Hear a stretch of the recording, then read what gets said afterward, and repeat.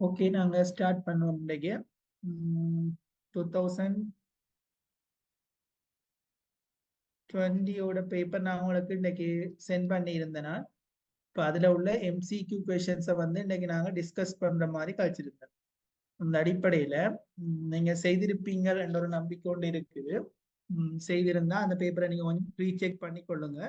மற்றது என்னன்னு சொன்னா, நான் இப்ப ஒவ்வொரு கேள்வியிலையும் விளங்கப்படுத்திக்கல நிறைய விஷயங்களை சொல்லி கொண்டு போவேன். இப்போ அதுகளை பக்கத்தை கொஞ்சம் நோட் பண்ணிடுங்க. மற்றது ஒவ்வொரு தடவும் பேப்பர் கிளாஸ்ன்னு சொன்னா நான் போடுற அந்த பேப்பரோ ஹேண்ட் அவுட்டை இயலுமானவர் என்ன செய்யுங்கன்னு சொன்னா பிரிண்ட் அவுட் எடுத்துட்டு கிளாஸுக்கு வந்தா நல்லது என்று சொன்னா அப்ப நீங்க செய்ததாக இருக்கும். அதே சமயம் தேவையான விஷயங்களை அங்க நோட் பண்ணக்கூடிய மாதிரிக்கும் இருக்கும். சரியா?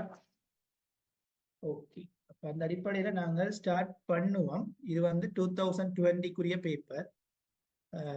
எஸ், நான் என்னுடைய பிளான் வந்து இப்ப தொடர்ச்சியா நாங்கள் 5 வருஷம் பாஸ் பேப்பரோட எம்சிக்யூ கொஷன் 40ஐயும் நாங்க ஃபர்ஸ்டா முடிப்போம். இப்ப 40 கேள்வியை முடிக்கிறோம்னு சொன்னா தனியா அந்த பேப்பர்ல உள்ள 40 கேள்விகளோட மட்டும் நாங்கள் நின்று விட போவதல்ல. ஒரு கேள்வி எடுத்தோம்னா அதுல நிறைய விஷயங்களை நாங்க பேசிக்கொள்வோம். என்று சொன்னா இது வந்து எக்ஸாம் வியூவில் போற கிளாஸ்ன்றதால நிறைய கேள்விகளை நாங்கள் ஒவ்வொரு கேள்வியிலையுமே பேசிக்கொண்டு போவோம். அப்படி டிஸ்கஸ் பண்ணி என்னன்னு சொன்னா நிறைய விஷயங்களை நீங்க நோட் பண்ணி எடுக்கணும். இப்ப 5 வருஷ பாஸ் பேப்பர் முடிந்த கையோட உங்களுக்கு வந்து ஒரு எம்சிக்யூ கொஷன் பேப்பர் உண்டு. இந்த வருஷத்துக்கு எக்ஸ்பெக்ட் நாங்க பண்ற கொஷனோட சேர்த்த மாதிரிக்கு ஒரு எக்ஸாம் உங்களுக்கு நடக்கும். அது திருத்தி உங்களுக்கு வழங்கப்படும். சரியா? 5 பேப்பரில் உள்ள எம்சிக்யூ கொஷனும் 2019 2023 இந்த வருடம் நடந்த கடந்த வருடம் நடந்த பேப்பர், அதாவது கடந்த வருடம் மாணவர்களுக்காக இந்த வருடம் நடந்த எக்ஸாம் உள்ள பேப்பர், அது வரைக்கும் உள்ள 5 வருட பாஸ் பேப்பர்ல உள்ள எம்சிக்யூ கொஷன் டிஸ்கஸ் பண்ணிட்டு அதுல ஒரு எக்ஸாம் வந்து வைப்போம். அதை தாண்டி நாங்க பார்ட் 2 கொஷன்ஸ் பார்ப்போம். எப்படின்னு சொன்னா பௌதிக புவியியல் பிரிம்பாக, மானுட புவியியல் செப்பரேட்டாகவும், அதை விட உங்களோட செயல்முறை புவியியலும் பார்ப்போம். அதனோட தொடர்ந்து மாடல் பேப்பர் கொஷன்ஸ் வந்து டிஸ்கஸ் பண்ணப்படும். எதிர்பார்க்கை வினாக்கள் வந்து ஒரு ஊகத்தின் அடிப்படையில உங்களுக்கு தரப்படும். சரியா? ஓகே, இதுதான் எங்களோட பிரதானமான பிளானா இருக்கும். அப்ப இதுகள்ல உங்களுக்கு ஏதாவது சேஞ்சஸ் ஏதாவது செய்யணும்னு சொன்னா தனிப்பட்ட முறையிலோ அல்லது கிளாஸ் முடிகிற டைம்ல உங்களுக்கு ஒரு டைம் ஒன்று தரப்படும் உங்களுடைய சஜஷன்ஸை சொல்றதுக்காக. அப்ப அதுகள் தொடர்பாக கலந்து ஆலோசிச்சு கொள்ளலாம். மற்றது நான் பேசுறது விளங்காட்டி கொஞ்சம் சொல்லுங்க. இந்த காத்து இஷ்யூவா இருக்குது, அப்படி இருந்தா சொல்லுங்க, கொஞ்சம் அட்ஜஸ்ட் பண்ணி கொள்ளுங்க. சரியா? ஓகே, பேசுறது விளங்குதா? 001.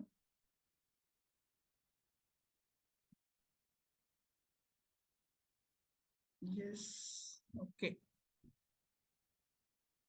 முதலாவது கேள்வியை பார்ப்போம். அப்ப உங்களுக்கு பகுதி உண்டு, அதாவது புவியியல் ஒன்று பேப்பர் 3 மணித்தியாலங்கள் 10 நிமிடம். இது தொடர்பாக நான் முதலாவது வகுப்பிலேயே உங்களுக்கு சொல்லி இருந்தேன். 3 மணித்தியாலம் 10 நிமிடம் என்றா பிள்ளைகள் அந்த 10 நிமிடம் உங்களுக்குரிய மேலதிகமான வாசிப்பு நேரமாகத்தான் அமைந்து கொள்ளும். அப்ப 10 நிமிடம் உங்களுக்குரிய மேலதிகமான அந்த வாசிப்பு நேரமாக அமைந்து கொள்ளும். அப்ப மேலதிகமான வாசிப்பு நேரத்துக்கு இல்ல, நீங்க 40 எம்சிக்யூ கொஷனை செய்யறத தொடங்கக்கூடாது. மேலதிகமான வாசிப்பு நேரம் தந்தது உங்களுக்கு அந்த கொஷனை செலக்ட் பண்றது. அந்த கொஷனை செலக்ட் பண்றேன்னு சொன்னா அது இந்த கொஷனா இருக்கு. எம்சிக்யூல வந்து நீங்க ஒன்றும் செலக்ட் பண்றது இல்லையே, அது வந்து 40 கேள்விக்கும் கண்டிப்பாக நீங்க ஆன்சர் பண்ணத்தான் வேணும். நீங்க செலக்ட் பண்றேன்னு நான் சொல்றது வந்து அந்த புவியியல் 1 பேப்பர்ல வந்து பகுதி 2 ஒரு செக்ஷன் இருக்கும். அந்த பகுதி 2லையும் இந்த முதலாவது கேள்வி கண்டிப்பாக நீங்க செய்யணும். அது நாங்கள் எதிர்வர போகிற கிளாஸ்கள்ல இந்த இடவிளக்கவியல் படங்கள், உலகப்படம் குறித்த சம்பந்தமான விடயங்களும் நாங்க தனித்தனியா பார்ப்போம். ஒன்றும் யோசிக்க தேவையில்லை.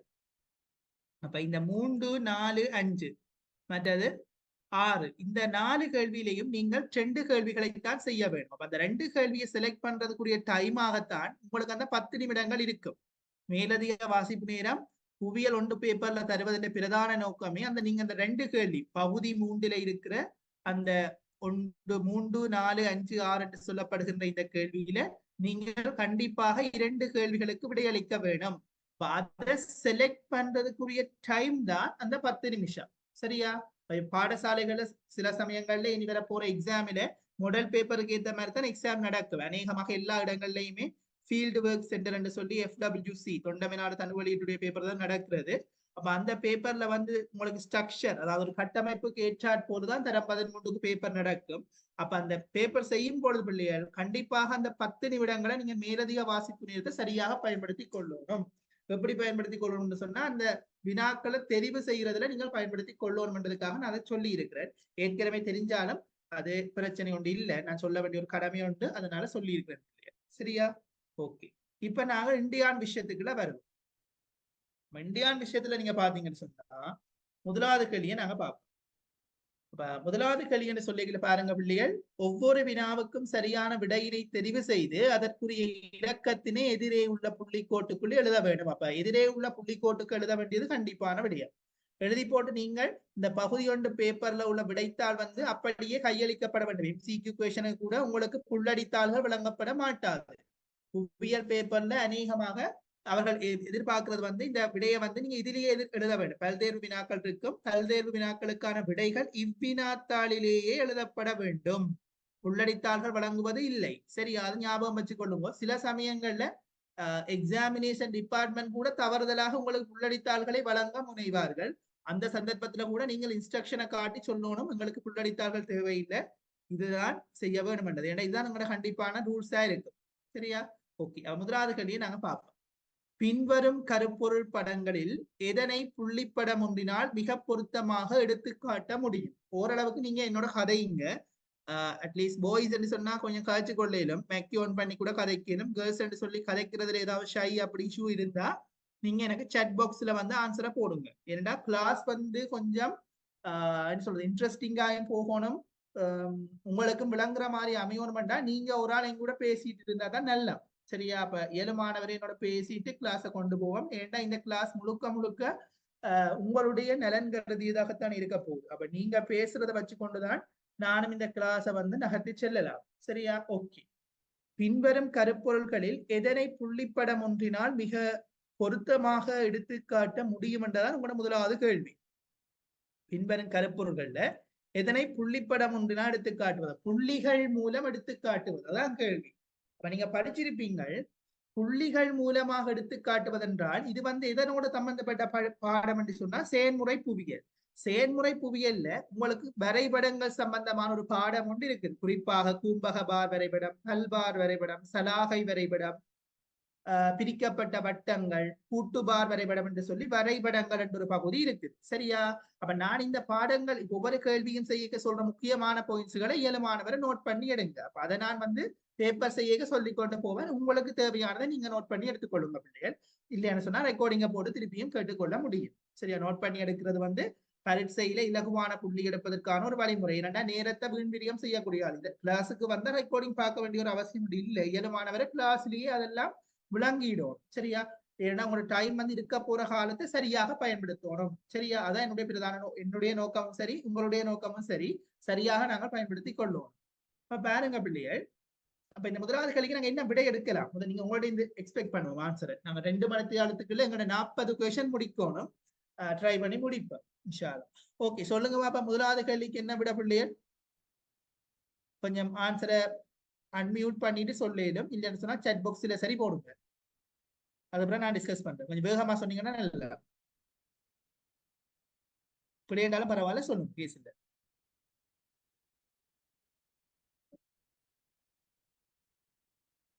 001 விலங்குதான் நான் பேசுறது. ஓ, விளங்குச்சு. ஓகே, இப்படி பேசுனீங்கன்னா இல்லவா? ஓகே, ஒரு ஆள் தானே. சரி, எதை பெண் முதலாவது ஆன்சர்? அதாவது மாவட்ட குடித்தொகை பரம்பல். மாவட்டம் மூண்டா எத்தனை நம்பரை கொஞ்சம் சொல்றீங்களா? ஆன்சர் இல்ல, ரெண்டாவதா? ஒன்றாவது. ஓகே, நாங்க பாப்போம். சரியா? முதலாவது கேள்வி என்ன சொல்லிக்கிறேன்னா, நீங்க சொன்ன சரி விட ஆன்சர் வந்து சரி விட சரிதாம்பி. அப்ப மாவட்டங்களில குடித்தொகை பெரம்பல். அப்ப புள்ளியின் ஊடாக காட்டப்படுதுன்னா உங்களுக்கு ஞாபகம் பெறணும், கருப்பு கலர் புள்ளிகளால காட்டப்படும். புள்ளின்னு சொல்றது கருப்பு கலர் குட்டி குட்டி சதுரங்களால காட்டப்படுவீங்க. உங்களோட இடவிலக்கவியல் படத்துல நீங்கள் பார்த்திருப்பீங்க, கருப்பு கலர்ல குட்டி குட்டி சதுரங்களால காட்டப்படும். என்ன காட்டப்படும்? சனத்தொகையினுடைய பெரம்பல். படிச்சிருப்பீங்க சனத்தொகை பெரம்பல். சனத்தொகை பெரம்பல் இப்ப இலங்கையின் சனத்தொகையை நீங்க பாத்தீங்கன்னு சொன்னா ஒரு சமனற்ற பெரம்பலை காட்டுது. இப்ப சமனற்ற பெரம்பல் எப்படி என்று சொன்னால் உலர் வலயத்துல வந்து அதிகளவான பிரதேசங்கள் காணப்படுகின்ற போதிலும் அங்க குறைவான மக்கள் தொகைதான் காணப்படுகின்றனர். அதே சமயம் ஈரவலயம் என்று சொல்லப்படுகின்ற கொழும்பு, களுத்துறை, காலி போன்ற மாவட்டங்கள் எல்லாம் ஈரவலய மாவட்டங்களாக நாங்க சொல்றது மாவட்டங்களை சொல்லுவோம். உலர்வலய மாவட்டங்கள், ஈரவலய மாவட்டம் பிரதானமாக ரெண்டா பிரிச்சு, உலர்வலயத்தை நீங்க பாத்தீங்கன்னு சொன்னா குறைந்தளவிலான மக்கள் தொகைதான் இருப்பினும் ஆனா அங்க பெருமளவிலான நிலப்பகுதி இருக்கும், காடுகளாகவே இருக்கும். அதே சமயம் ஈரவலயம் என்று பாத்தீங்கன்னு சொன்னா அங்க அதிகரித்த சனத்தொகை இருக்கும், ஆனால் அங்க இடவசதி மிக குறைவாக இருக்கும். அப்ப இலங்கையின் சனத்தொகை பரம்பலின் சமனற்ற தன்மையை காட்டுறதுக்கு முதலாவது வேறுபாடே உலர்வலயம் ஈரவலயம் அடிப்படையில நீங்க சொல்லணும். 65% இதை நோட் பண்ணிடுங்க. 65% உலர்வலய நிலப்பரப்புக்குள்ள தம்பி 35% மக்கள் தான் வாழினமா, சரியோ? அதே சமயம் 35% ஈரவலய நிலப்பகுதிக்குள்ள 65% மக்கள் வாழுகினம். இதுதான் பிரதானமான வேறுபாடு. சனத்தொகை என்று சமனற்ற பரம்பலை இலங்கையில சொல்ல சொல்லி உங்களுக்கு ஒரு கேள்வி வந்தால் என்ன செய்யணும்? 65% நிலப்பகுதிக்குள்ள 35% மக்கள் வாழுகினம், இது உலர் வலயம். 35% ஈரவலயத்துக்குள்ள 65% மக்கள் வாழுகினம் என்று சொன்னால் அது சனத்தொகையினுடைய சமனற்ற பரம்பல். பகுதி 2ல கேள்வி வரைக்கும் இந்த புள்ளி விவரங்கள் தகவல்களை யூஸ் பண்ணி விட எழுதுவீங்களாக இருந்தால் கொஞ்சம் பார்ப்பவர் திருத்துபவரினுடைய மனதை கொள்ளை கொள்ளும். ஆகவே உங்களுக்கான புள்ளிகள் வந்து கூடுதலாக வழங்கப்படுவதற்கான என்ன சாத்தியங்கள் இருக்கு. அப்ப 65% நிலப்பகுதிக்கு 35% மக்கள் உலர் வலயத்துல இருக்கிறார். 35% ஈரவலயத்துக்குள்ள 65% மக்கள் இருக்கிறோம். இது உண்மையிலேயே நான் சொன்ன விடயம் வந்து மானிட புவியியல்ல உள்ள விஷயம். ஆனா ஏன் நான் இந்த கேள்வி படிக்க சொன்னேன் என்று சொன்னா, ஒவ்வொரு கேள்விகள் படிக்க வந்து சில விஷயங்கள் எனக்கும் ஞாபகம் வரும். அப்ப உங்களுக்கு சொல்லிக் கொண்டு போய்களை நீங்கள் அதை நோட் பண்ணிக்க புரிதொரு சந்தர்ப்பத்துல நீங்க அதனை பயன்படுத்தக்கூடிய மாதிரி இருக்கு. சரியா? ஓகே. ஏன் உலர் வலயத்துல ஒப்படைக்கல ஈரவலயத்தின் சனத்தொகை உயர்வாக இருக்குது? என்ன காரணம்? அதுக்கு சொல்லுங்க பாப்போம். உலர் வலயத்தோட ஒப்படைக்கு ஏன் ஈரவலயத்தினுடைய சனத்தொகை கூடவா இருக்கு? என்ன காரணம்? Any ideas? ஹலோ, ஐடியா இருக்கா? ஆன்சர் போட்டிக்காரு. தெரியாது சார். ஓகேடா, பாருங்க. இப்போ உலர் வலயத்தோட ஒப்படைக்குதான். உலர் வலயம் என்ன? இங்க அனுராதபுரம், பொருளுறவை, யாழ்ப்பாணம் போன்ற மாவட்டங்கள் எடுக்கிறோம். ஈரவலயம் என்று சொன்னா இந்த பிரதானமான அந்த கொழும்பு அப்படியான பிரதேசங்கள் தான் எடுத்துக்கொள்வது. தாழ்வான அடிக்கடி வெள்ளத்துல மூழ்கின்ற ஒரு மாவட்டம் தான் இந்த கொழும்பு மாவட்டம். அப்ப அடிக்கடி வெள்ள அபாயங்களுக்கு உள்வாங்கப்படுகின்ற ஒரு மாவட்டம். ஈரவலய மாவட்டங்களுக்குள்ள வந்து சனத்தொகை என்ற அளவு உயர்வாக இருக்கின்ற என்ன காரணம் என்று சொன்னால், இலங்கையினுடைய ஈரவலய பகுதிகள்தான் அனைத்து விதமான சேவை வசதிகளும் உயர்ந்த அளவில கொண்ட பிரதேசமாக இருக்கும். இலங்கையினுடைய விமான நிலையத்தை எடுத்துக் கொண்டீர்கள் என்று சொன்னால் அது கொழும்புல தான் இருக்கு. இலங்கையினுடைய தலைநகர் என்று பாத்தீங்கன்னு சொன்னா அது கொழும்புல தான் இருக்கு. அப்ப இலங்கையினுடைய அனைத்து விதமான முக்கியத்துவம் வாய்ந்த ஒரு பிரதேசமாகவும் கொழும்பு விளங்குகின்றது. அப்படி கொழும்பு விளங்குகின்றது என்று சொன்னால் அங்கதானே மக்கள் வந்து அதிகரித்து போய் என்ன செய்யணும்? குடித்தொகையின் பரம்பல் வந்து அங்கதான் உயர்வாக இருக்கும். மக்கள் வந்து உலர் வலயங்களை விட்டு அதிகரித்த மக்கள் சென்று ஈரவலயங்களை குடியேறி இருக்கிறார். உதாரணமா நீங்க பாத்தீங்கன்னு சொன்னா ஜாழ்ப்பாணத்துல யுத்தம், பயங்கரவாதம் என்று சொல்லி வட மாகாணத்துல பல பிரச்சனைகள் இருக்குது.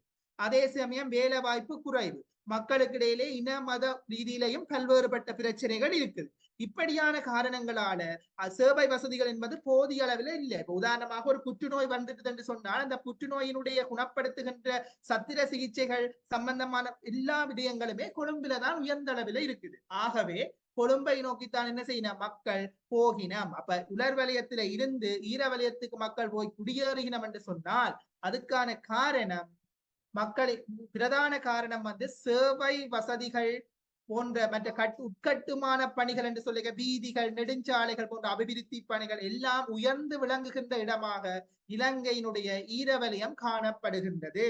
இதன் காரணமாகவே உலர் வலயத்துடன் ஒப்பிடுகின்ற போது ஈரவலயத்தில் மக்கள் உயர்வாக இருக்கின்றனர். இது இலங்கையின் சனத்தொகையின் சமனற்ற பரம்பலை காட்டுகின்றது. இதுதான் இலங்கையின் சனத்தொகையை வச்சுக்கொண்டு சொன்ன விடையா. இதுவே உலகின்ற சனத்தொகையிலையுமே சமனற்ற வரம்பல் தான் இருக்குது. ஒவ்வொரு இடங்கள்ல மக்கள் வெவ்வேறு விதமாக பரம்பி இருக்கிறோம். சமனற்ற பரம்பு ரெண்டா குறித்த ஒரு பகுதியில வந்து உயர்ந்தளவில் இருப்பினும் இன்னொரு பகுதிக்குள்ள 5ஆக இருப்பினும். அப்ப உலகத்துல நீங்கள் படிச்சிருப்பீங்க, நான் நினைக்கிறேன் உலக சனத்தொகை என்ற பாடத்துல இருக்குது. உலகில உயர்ந்தளவு சனத்தொகை கொண்ட பிரதேசங்கள் என்ன, இரண்டாம் நிலை சனத்தொகை கொண்ட பிரதேசங்கள் என்ன, அதே சமயம் நடுத்தர அளவிலான சனத்தொகை கொண்ட பிரதேசங்கள் என்ன, அதே சமயம் மிகவும் தாழ்வான மிகவும் குறைவான சனத்தொகை கொண்ட பிரதேசங்கள் என்ன. அப்படியெல்லாம் நீங்க 4 விடயங்கள் 4 தலைப்புகளின் கீழே சனத்தொகையின் கீழ் என்ற பாடத்துல படிச்சிருப்பீங்க. சரியா? அப்ப இதை நான் ஏன் நினைவூட்டி இருக்கிறேன்டா, நீங்கள் போய் இந்த விடயத்தை இன்றைக்கு பார்க்கணும். இப்போ உலகின் சனத்தொகையின் சமனற்ற பரம்பல் என்ற ஒரு விடயம் இருக்குது. அந்த பரம்பல் வந்து 4 அடிப்படையில இருக்கும். உயர்ந்த அளவிலான சனத்தொகை கொண்ட பிரதேசங்கள், உலகத்திலே 2ஆம் நிலை சனத்தொகை கொண்ட பிரதேசங்கள், 3வது பாத்தீங்கன்னா குறைந்த அளவிலான சனத்தொகை கொண்ட நடுத்தர அளவிலான சனத்தொகை கொண்ட பிரதேசங்கள், 4வது மிகவும் குறைவான சனத்தொகை கொண்ட பிரதேசங்கள் என்று சொன்னா மனிதன் வாழ்வதற்கே பொருத்தமற்ற இடம் என்று உலகத்தில் அங்கீகரிக்கப்பட்ட இடங்கள்ல சனத்தொகை மிகவும் சிறிதளவில் இருக்கும். அது உலகத்தின் சனத்தொகையை சமனற்ற பரம்பரை எடுத்து காட்டு. உதாரணமாக கிரீன்லாந்து தீவில போய் மக்கள் வாழுவான்னு சொன்னா இல்ல. ஆனா அங்க ஒரு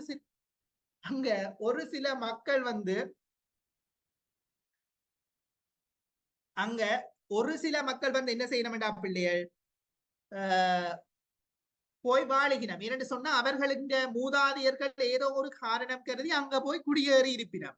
அதனால அந்த இடத்துல வந்து அந்த மக்கள் வாழுகினம். ஆனா அங்க எந்த விதமான வசதிகளுமே இல்லை அவர்களுக்கு. அதே சமயம் மலை அடிவாரங்கள், உதாரணமாக இமாலய மலையினுடைய அந்த அடிவாரம் இருக்குத்தானே, அங்கேயும் ஒரு சில மக்கள் வாழ்ந்து கொண்டுதான் இருக்கிறோம். அவர்களுக்கு எந்த விதமான வசதிகளும் இல்லை. மின்சார வசதியோ உணவு வசதியோ போக்குவரத்து வசதியோ எதுவுமே இல்லை. அவர்களோட காட்டுவாசிகள் போன்ற வாழ்க்கையை தான் வாழ்ந்து கொண்டிருப்பினோம். அப்ப இதெல்லாம் சனத்தொகையில நீங்க பார்க்கிற விடயம். உலகத்தில மிகவும் குறைவான சனத்தொகை கொண்ட பிரதேசங்களாக மலையடிவாரங்கள், கிரீன்லாந்து போன்ற தீவு பகுதிகள், அதிக குளிர் நிறைந்த பிரதேசங்கள், ஆர்டிக் அந்தார்டிக் சமுத்திர வலய பிரதேசங்கள். மேலும் நீங்கள் பார்த்தீங்கள் என்று சொன்னால் இந்த பாலைவன பிரதேசங்கள், சஹாரா பாலைவனம், கோபி, தார் போன்ற பல பாலைவனங்கள் இருக்குது. இந்த பாலைவன பிரதேசங்கள் எல்லாம் சனத்தொகை மிகவும் மிக மிக குறைவாக உலகத்தில வாழ்ந்து கொண்டு இருக்கிறோம்.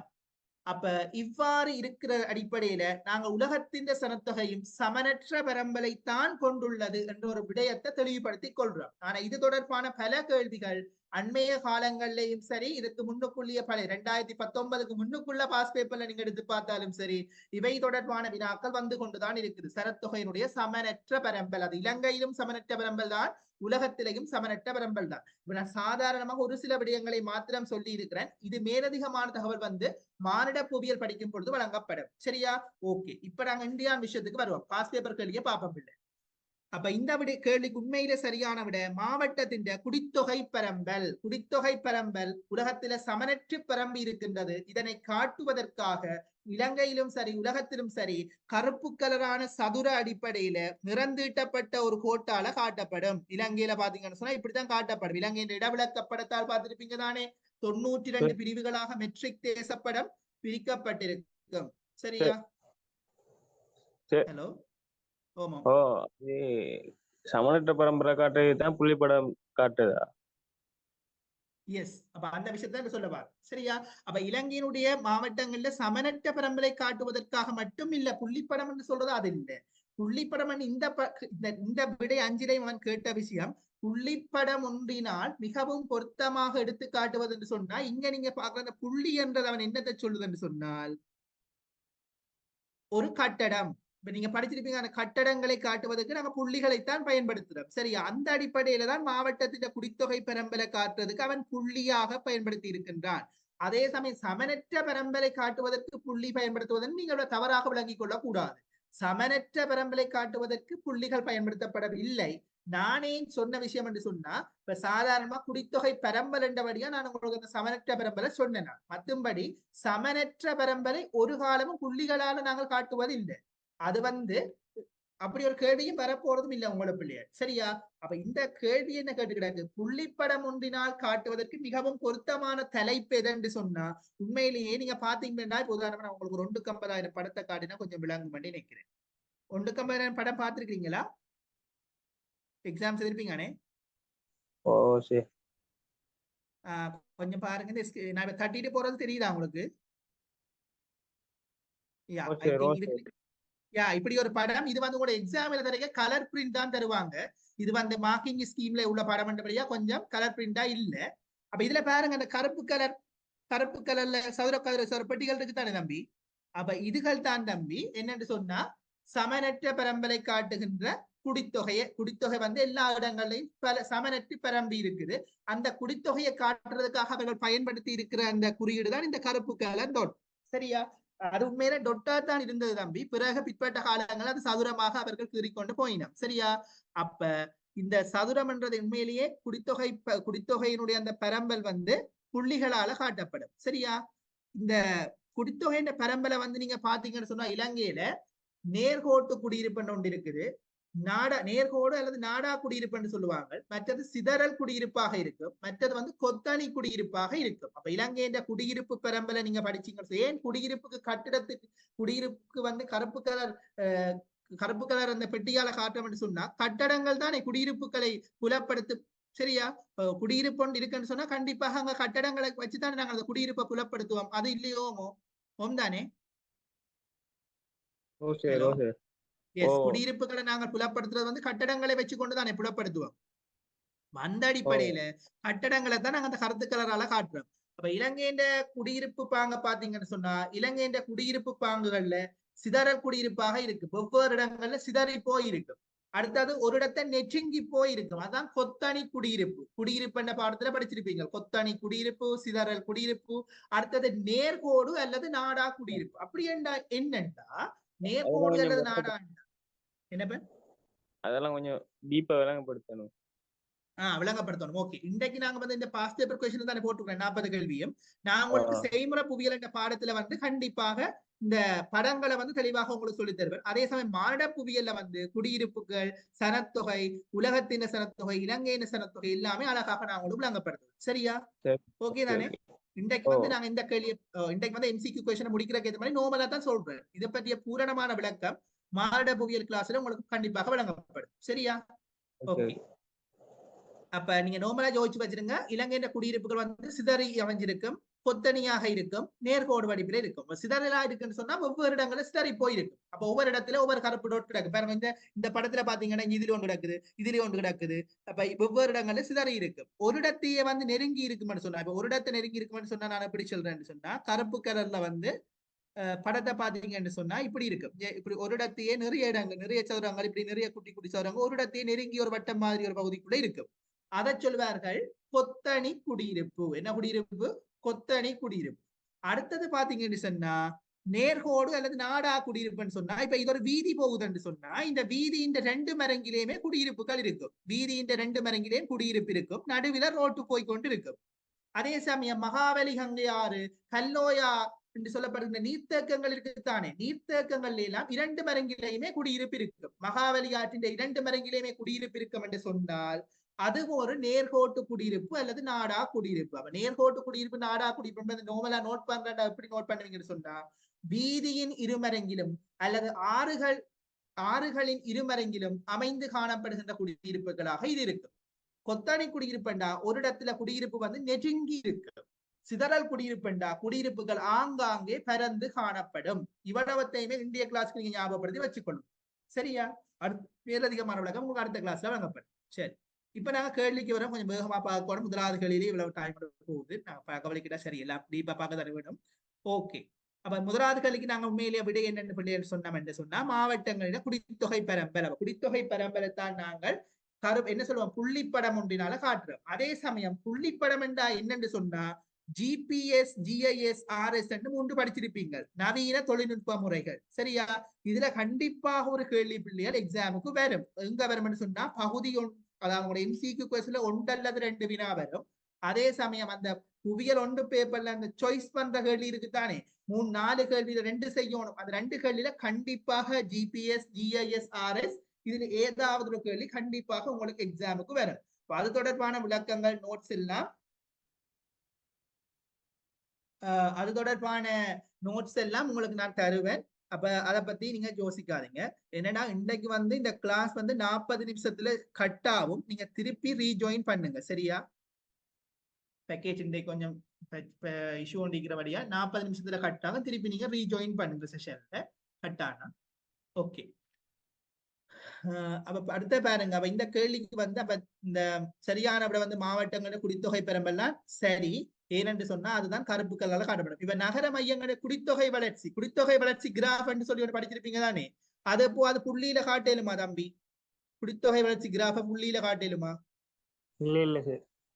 காட்டேலா தானே? அப்ப அந்த அடிப்படையில் இந்த விடையை நாங்க நிராகரிக்கிறோம். மாவட்டங்களோட இனச்சேர்க்கைன்னா இலங்கையின் அனுராதபுரம் மாவட்டத்தை எடுத்தீங்கன்னு சொன்னா தமிழர் இருப்பார், சிங்களர் இருப்பார், முஸ்லீம் இருப்பார், பரங்கியர் இருக்கிறாருண்டா 4 பேரையும் நாங்கள் ஒரு நாளுமே புள்ளிப்படத்துல காட்டலாது. அதை காட்டுறதுக்காக அமைந்த படம் தான் பிரிக்கப்பட்ட வட்டங்கள், விகிதாசார வட்டங்கள், பிரிக்கப்பட்ட வட்டங்கள் என்றெல்லாம் சொல்லுவோம். வட்ட அடிப்படையில தான் அதை நாங்க பிரிச்சு ஒவ்வொன்றையும் சதவீதம் 75% இலங்கையினுடைய சிங்களவர் என்று போட்டா அந்த இது உண்மையான சதவீதம் இல்ல. நான் உங்களுக்கு விளங்கப்படுத்துறதுக்காக சொல்லுறேன்.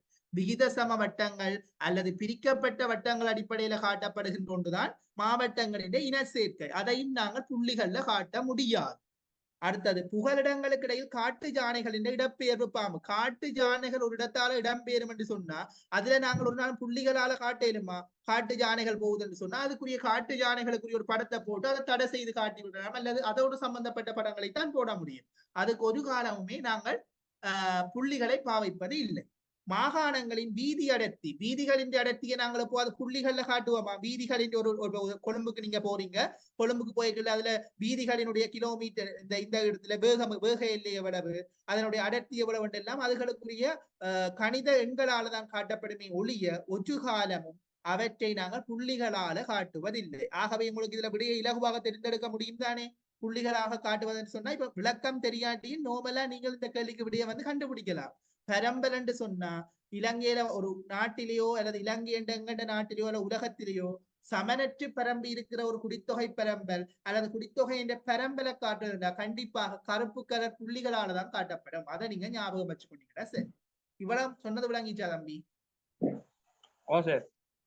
விளங்காட்டி சொல்லணும். சரியா? வடிவா கேட்கலாம், என்ன டவுட்டும் கேட்கலாம். நீங்க தான் படிக்கிறீங்க, உங்களுக்காக தான் கிளாஸ். ஓகே ஓகே சரிடா.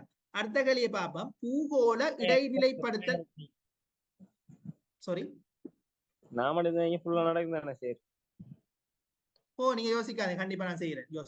நீங்க யோசித்தது பூகோள இடைநிலைப்படுத்தல் முறைமை ஜிபிஎஸ் ஒன்றின் செய்மதி நாளொன்றுக்கு எத்தனை தடவைகள் பூமியை சுற்றி வருகின்றது? ஜிபிஎஸ் என்ன?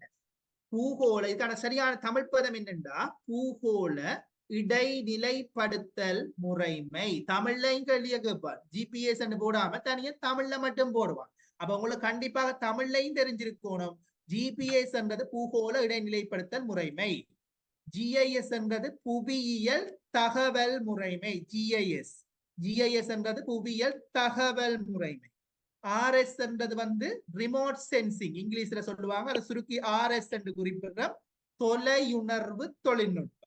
அப்ப ஜிபிஎஸ், ஜிஐஎஸ், ஆர்எஸ். ஜிபிஎஸ் என்றா பூகோள இடைநிலைப்படுத்தல் முறைமை, ஜிஐஎஸ் என்றா தகவல் புவியியல் தகவல் முறைமை, அடுத்த ஆர்எஸ் என்றது தொலையுணர்வு தொழில்நுட்பம். இது தொடர்பான விளக்கங்களும் உங்களுக்கு அதிகளவான விளக்கங்கள் இருக்குது. விளக்கங்கள், பாஸ் பேப்பர், 5 வருஷ பாஸ் பேப்பர்ல வந்த கேள்விகள் அவையெல்லாம் உங்களோட டிஸ்கஸ் பண்ணப்படும் எதிர்வர போற வகுப்புகள்ல. அது உங்களுக்கு என்ன நோட்ஸ் இல்லை என்று சொன்னாலும் என்ன கேட்டுக்கொள்ளுங்க. அதை நான் இப்ப நீங்க ஒரு ஆள் தான் இருக்கிறபடியா நான் கண்டிப்பாக எல்லாத்துக்குமே சென்ட் பண்ணக்கூடிய மாதிரி இருக்கும். என்ன நோட்ஸ் தேவையானாலும் என்ன கேளுங்க, என்ன டவுட் இருந்தாலும் கேளுங்க, நான் என்னால முடிஞ்ச அளவுக்கு ஹெல்ப் பண்ணுவேன். சரியா? ஓகே. இந்த கேள்வியை பாருங்க தம்பி, இதெல்லாம் பாஸ் பேப்பர்ல ஒருக்கா வந்தா வராதண்டு இல்லை. இந்த திறம் வந்தால் திருப்பி இதே கேள்வி பார்ட் 2 கூட வரும். ஆகவே கண்டிப்பாக ஞாபகப்படுத்தி வச்சிருங்க. பூகோள இடைநிலைப்படுத்தல் முறைமை ஜிபிஎஸ் ஒன்று செய்மதி. அப்ப ஜிபிஎஸ் என்றது செய்மதியோட சம்பந்தப்பட்டதா. ஜிபிஎஸ் ஒன்றின் செய்மதி நாளொன்றுக்கு எத்தனை தடவைகள் பூமியை சுற்றி விளம்பரம் என்று சொன்னால் 2 முறை பூமியை சுற்றி விளம்பரம். இதுக்கான சரியான விட 2 முறை. நான் உங்களுக்கு ஜிபிஎஸ் படிப்பிக்க இன்னும் இதை சம்பந்தமா நிறைய விடயங்கள் இருக்கு, அதை சொல்லுவேன். சரியா? இதுக்கு இப்போதைக்கு நீங்க 2 முறை என்றதை மட்டும் நோட் பண்ணி வையுங்க. 2 முறை. சரியா? ஓகே. மூன்றாவது கேள்வி பாருங்க. இலங்கையின் 150,000 இடவிலக்கப்படங்களில் காணப்படும் தேசிய வலப்பின்னல் முறைமையை அடித்தளமாக கொள்வதற்கு தெரிவு செய்யப்பட்ட திரிகோண கணித புள்ளி. இதுக்கு என்ன விட தம்பி? இதை கொஞ்சம் சொல்லுங்களேன் பாப்பா. என்ன விட என்று மூன்றாவது கேள்விக்கு திரிகோண கணித புள்ளி என்ன சொன்னீங்கடா? நல்லா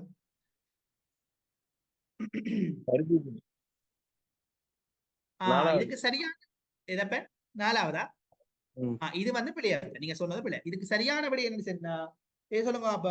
பேதுருதாலகால மலை இலங்கையினுடைய மிகவும் உயரமான மலை என்று சொல்லப்படுகின்ற பேதுருதாலகால மலையைத்தான் 150,000 இடவிலக்கப்படங்கள் வரைகின்ற போது 150,000 இடவிலக்கப்படம் என்று சொல்லப்படுவது மெட்ரிக் தேசப்படம் அல்லது மெட்ரிக் அளவிடை படம் என்று கூட மறுபெயர்கள்ல சொல்லுவீங்க. மெட்ரிக் படம் என்றாலே அது 150,000 படம் தான்.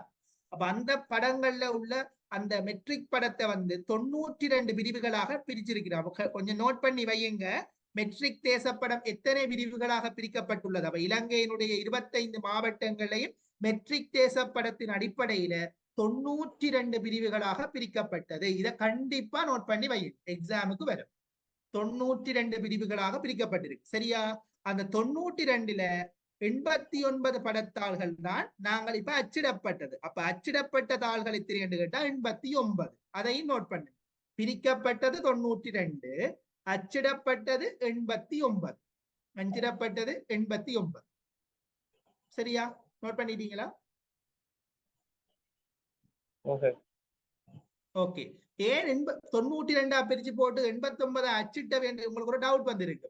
ஏனென்று சொன்னா 2 படங்களை சேர்த்து வச்சுட்டீங்கம்மா. 79 81 பண்ணிக்கிறேன் பாரு. கொஞ்சம் சரியா நான் பார்த்து சொல்றேன், கொஞ்சம் வெயிட் பண்ணுங்க.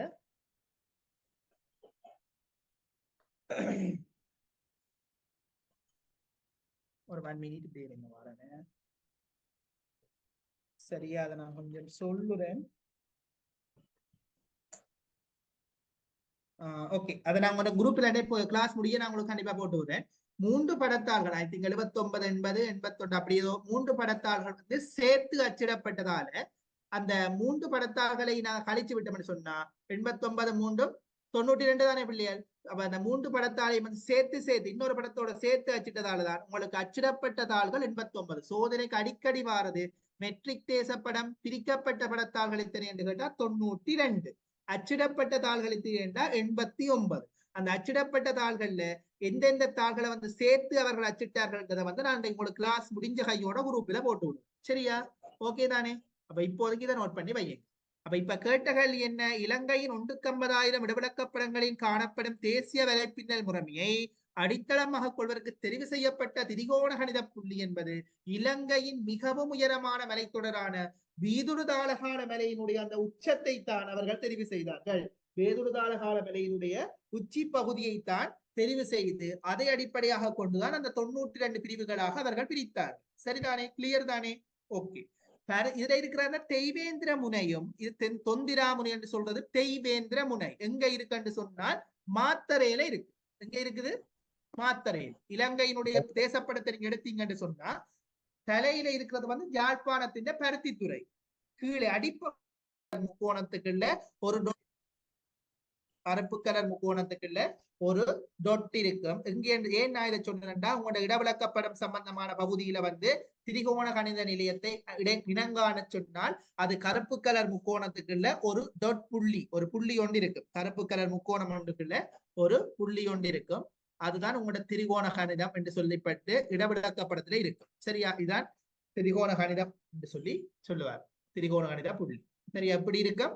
ஒரு கருப்பு கலர் முக்கோணத்துக்குள்ள ஒரு டொட் ஒன்று இருக்கும். நாங்கள் இடவிலக்கப்படம் பார்க்கல நான் உங்களுக்கு இப்ப திரிகோண கணித நிலையம் இதுல இது என்றால் நீங்க சொல்லக்கூடிய மாதிரி இருக்கும். சரியா? ஓகே. அப்ப இந்த பருத்தித்துறை இப்ப இலங்கையை நீங்க எடுத்தீங்கன்னு சொன்னா இதங்கண்ட இலங்கை தீவன் இலங்கை என்று சொல்லப்படுற இதோ உண்டு குட்டி தீவு. இந்த தலையில இருக்கிறது வந்து பருத்தித்துறையின் தெய்வேந்திர முனை, பருத்தித்துறை முனை. கீழே இருக்கிறது வந்து எங்களினுடைய இந்த அடியில இருக்கிறது வந்து மாத்தரையின் தெய்வேந்திர முனை. அப்ப இந்த ரெண்டுக்கும் இடைப்பட்ட அந்த பகுதியைத்தான் நாங்கள் சொல்லுவோம் இலங்கையினுடைய நீளம். அப்ப இலங்கையினுடைய நீளம் எப்படி என்று சொன்னா எப்படி இருக்கும்? பருத்தித்துறையில இருந்து தெய்வேந்திர முனை வரைக்கும் இருக்கும். இலங்கையின் அகலம் எப்படி இருக்கும் என்று சொன்னால் கொழும்பில இருந்து சங்கமன் கந்தை வரைக்கும் இருக்கும். கொழும்பு எங்க இருக்கும்? இந்த பகுதியில இருக்கும். சங்கமன் கண்டை இந்த பகுதியில இருக்கும். சரியா? அப்ப கொழும்புக்கும் சங்கமன் கண்டைக்கும் இடைப்பட்டது இலங்கையினுடைய அகலம். பருத்தித்துறை முனையில இருந்து தேவேந்திர முனை வரைக்கும் இருக்கிறது இலங்கையினுடைய நீளம். சரியா? அந்த விடயத்தான் அவன் இதுல போட்டிருக்கிறான். இப்ப படிக்காத பிள்ளைகள் குழம்பிடுங்கள். என்ன தேவேந்திர முனையும் பருத்தித்துறை முனையும் என்ற உடனே அப்ப அதைத்தான் அவர்கள் தேசிய வலைப்பின்னல்ல தெரிவு செய்திருப்பார்கள் ஒன்றெண்ணி குழம்பிடுவினம். திரிகோண கணித புள்ளி எதென்று கேட்டா பேதுருதால காலமலை. பருத்தித்துறை முனையும் தெய்வேந்திர முனையும் என்னென்று கேட்டா இலங்கையினுடைய நீளத்தை பிரதிபலிப்பதற்காக அவர்கள் பயன்படுத்தியது. இலங்கையினுடைய அகலத்தை பிரதிபலிப்பதற்காக பயன்படுத்தியது என்று சொன்னால் சங்கமன் கந்தையும் சங்கமன் கந்தையும் கொழும்பையும் சொல்லுவார்கள். கொழும்பினுடைய அந்த சங்கமன் கந்தையை தான் அவர்கள் சொல்லுவார்கள். சரியா? அப்ப அதை கொஞ்சம் ஞாபகப்படுத்த. வெஸ்ட்மினிஸ்டர் 5 விலங்கல 5வது ஓ அது அது வெஸ்ட்மினிஸ்டர். அப்ப அது அது உண்மையிலே அது சம்பந்தமே இல்லாத ஒன்று என்னது போட்டுருக்காங்கன்னு தெரியல. சரியா? இது சம்பந்தமே இல்லாத ஒன்று இதுல போட்டிக்கிறாங்க. அந்த விடையை பத்தி நீங்க யோசிக்க வேண்டும். சரியா? இதுல உண்மையிலேயே உங்களோட பாடத்துக்குள்ள உள்ள 4 விஷயம் சொன்னா இந்த 4ஐயும் போட்டது உங்களை குழப்புறதுக்காக. சரியான விட பேதுருதால காலமில்லை இருக்கும். உங்களோட விடயத்துக்கும் சம்பந்தமே இல்லை. இதை நீங்க டப் பண்ணி நிராகரிச்சு விடலாம். 5 விடையில சரியான ஒரு விடையை அது மிகச்சரியான விடையை தெரிவு செய்யணும். சரியா? ஓகே, இந்த கேள்வி சரி. கிளியராடா இந்த கேள்வி தம்பி? ஓகே, அடுத்த கேள்வியை பாருங்க தம்பி. 1க்கு 50,000 இடவிலக்கப்படம் ஒன்றில் 5 மில்லி மீட்டரினால் குறித்து காட்டப்படும் பாலம் ஒன்றின் உண்மையான இடம். சரியா? அப்ப 1க்கு 50,000 இடவிலக்கப்படம்.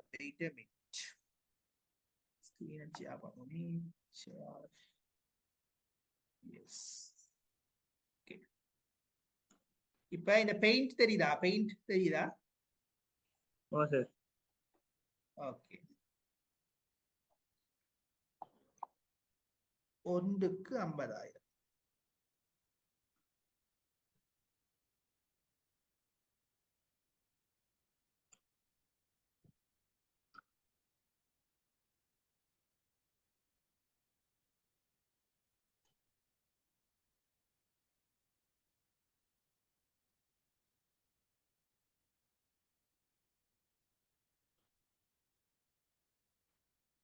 சரி, இதுதான் எங்கிட்ட சாதாரணமாக நாங்கள் பயன்படுத்துகின்ற அளவு திட்டம். 1க்கு 50,000.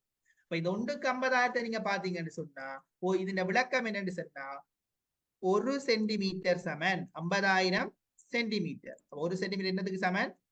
50,000 சென்டிமீட்டருக்கு சமன் என்றதுதான் இதனுடைய விளக்கம்.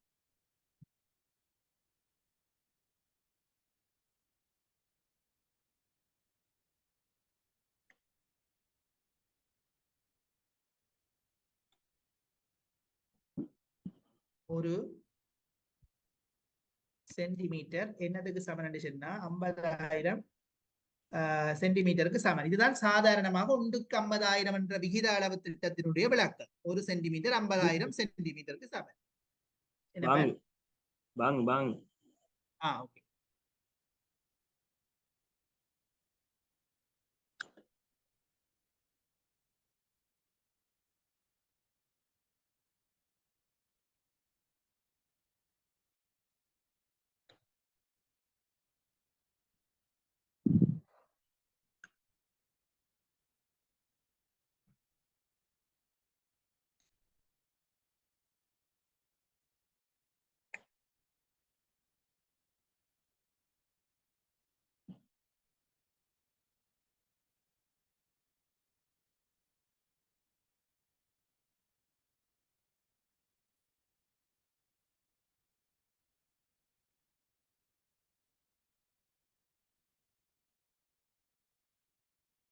சரி சார். முடிஞ்சாடா? ஓகே. அப்ப பாப்போம். இந்த பெயிண்ட் போர்ட் தானே தெரியுது என்ன? ஓகே. அப்ப 1 சென்டிமீட்டர் சமன் 50,000 சென்டிமீட்டர். அப்ப இந்த விளக்கத்துல 1 சென்டிமீட்டர் 50,000 சென்டிமீட்டர் என்றா 50,000 சென்டிமீட்டர் எத்தனை மீட்டர் தம்பி? 500 மீட்டர். 500 மீட்டர். இப்போ ஒரு 50,000 சென்டிமீட்டர் 500 மீட்டர்.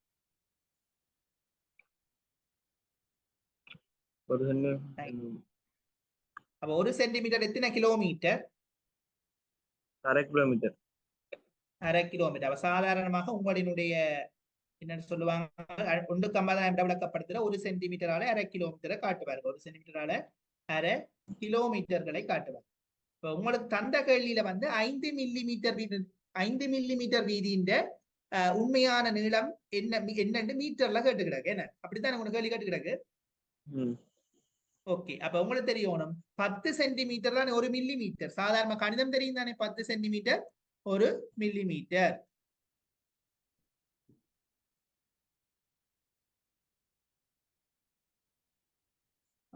இது கணிதம். 10 சென்டிமீட்டர், சாரி 10 மில்லிமீட்டர் சமன் 1 சென்டிமீட்டர், சாரி ஃபார் மில்லிமீட்டர் சமன் 1 சென்டிமீட்டர். சரியா, 10 மில்லிமீட்டர் சமன் 1 சென்டிமீட்டர். அப்ப உங்களுக்கு தந்தது வந்து 5 மில்லிமீட்டர். 10 மில்லிமீட்டர் 1 சென்டிமீட்டர், 5 மில்லிமீட்டர் வந்து அரை சென்டிமீட்டரா இருக்கும். சரியா, 5 மில்லிமீட்டர் எத்தனை சென்டிமீட்டர் இருக்கும்?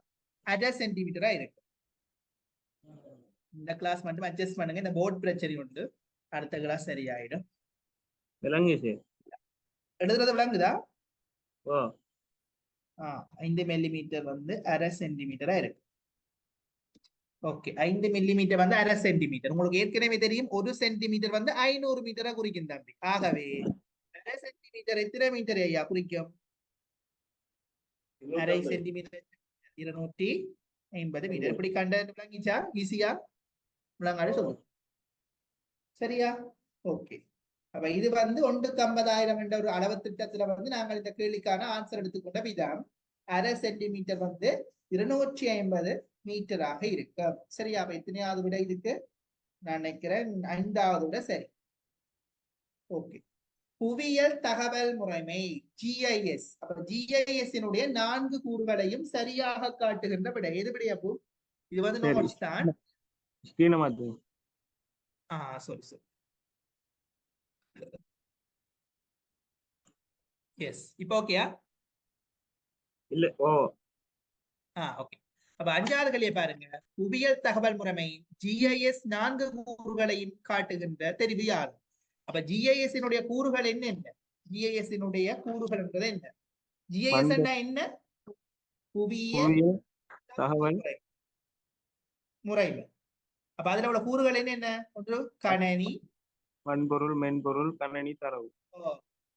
எஸ், கணனி உள்ளீட்டு சாதனங்கள் வரும், வெளியீட்டு சாதனங்கள் அதை நாங்க பிரிக்கிறோம். அதுக்கு பிறகு கணனியிட மென்பொருள் வரும், வன்பொருள் வரும், தரவு வரும், பயணிகள் வரும், அதை விட முறைமைகள் என்று சொல்லுவார்கள். மொத்தம் 5 விஷயங்கள் வரும். சரியா, அப்ப அந்த ஓர்டர்ல வந்து இந்த 5 விஷயத்துல உள்ள 4 கூறுகளை நீங்க சரியா பார்த்து எடுத்துட்டீங்கன்னா சரி. எது வரும்? தரவு சரி, வன்பொருள் சரி, மென்பொருள் சரி, பயணிகள் சரி. ஒன்று மட்டும் மிஸ்ஸிங், அதுதான் உங்களோட முறைமைகள். என்னது? முறைமைகள் அல்லது செயல்முறைகள். முறைமைகள் அல்லது செயல்முறைகள். அப்ப உங்களுக்கு சரியான 4 விடைகளை கொண்ட தொகுதி எடுத்தா சரிதானே தம்பி? ஆகவே 2வது விட சரி. இது வந்து நோட்ஸ் பகுதி. இது தொடர்பான மேலதிகமாக நான் நிறைய படிக்கணும். என்று சொன்னா எக்ஸாம்ல கண்டிப்பா ஒரு கேள்வி வந்து இந்த எழுதுற கேள்வியில வரும்.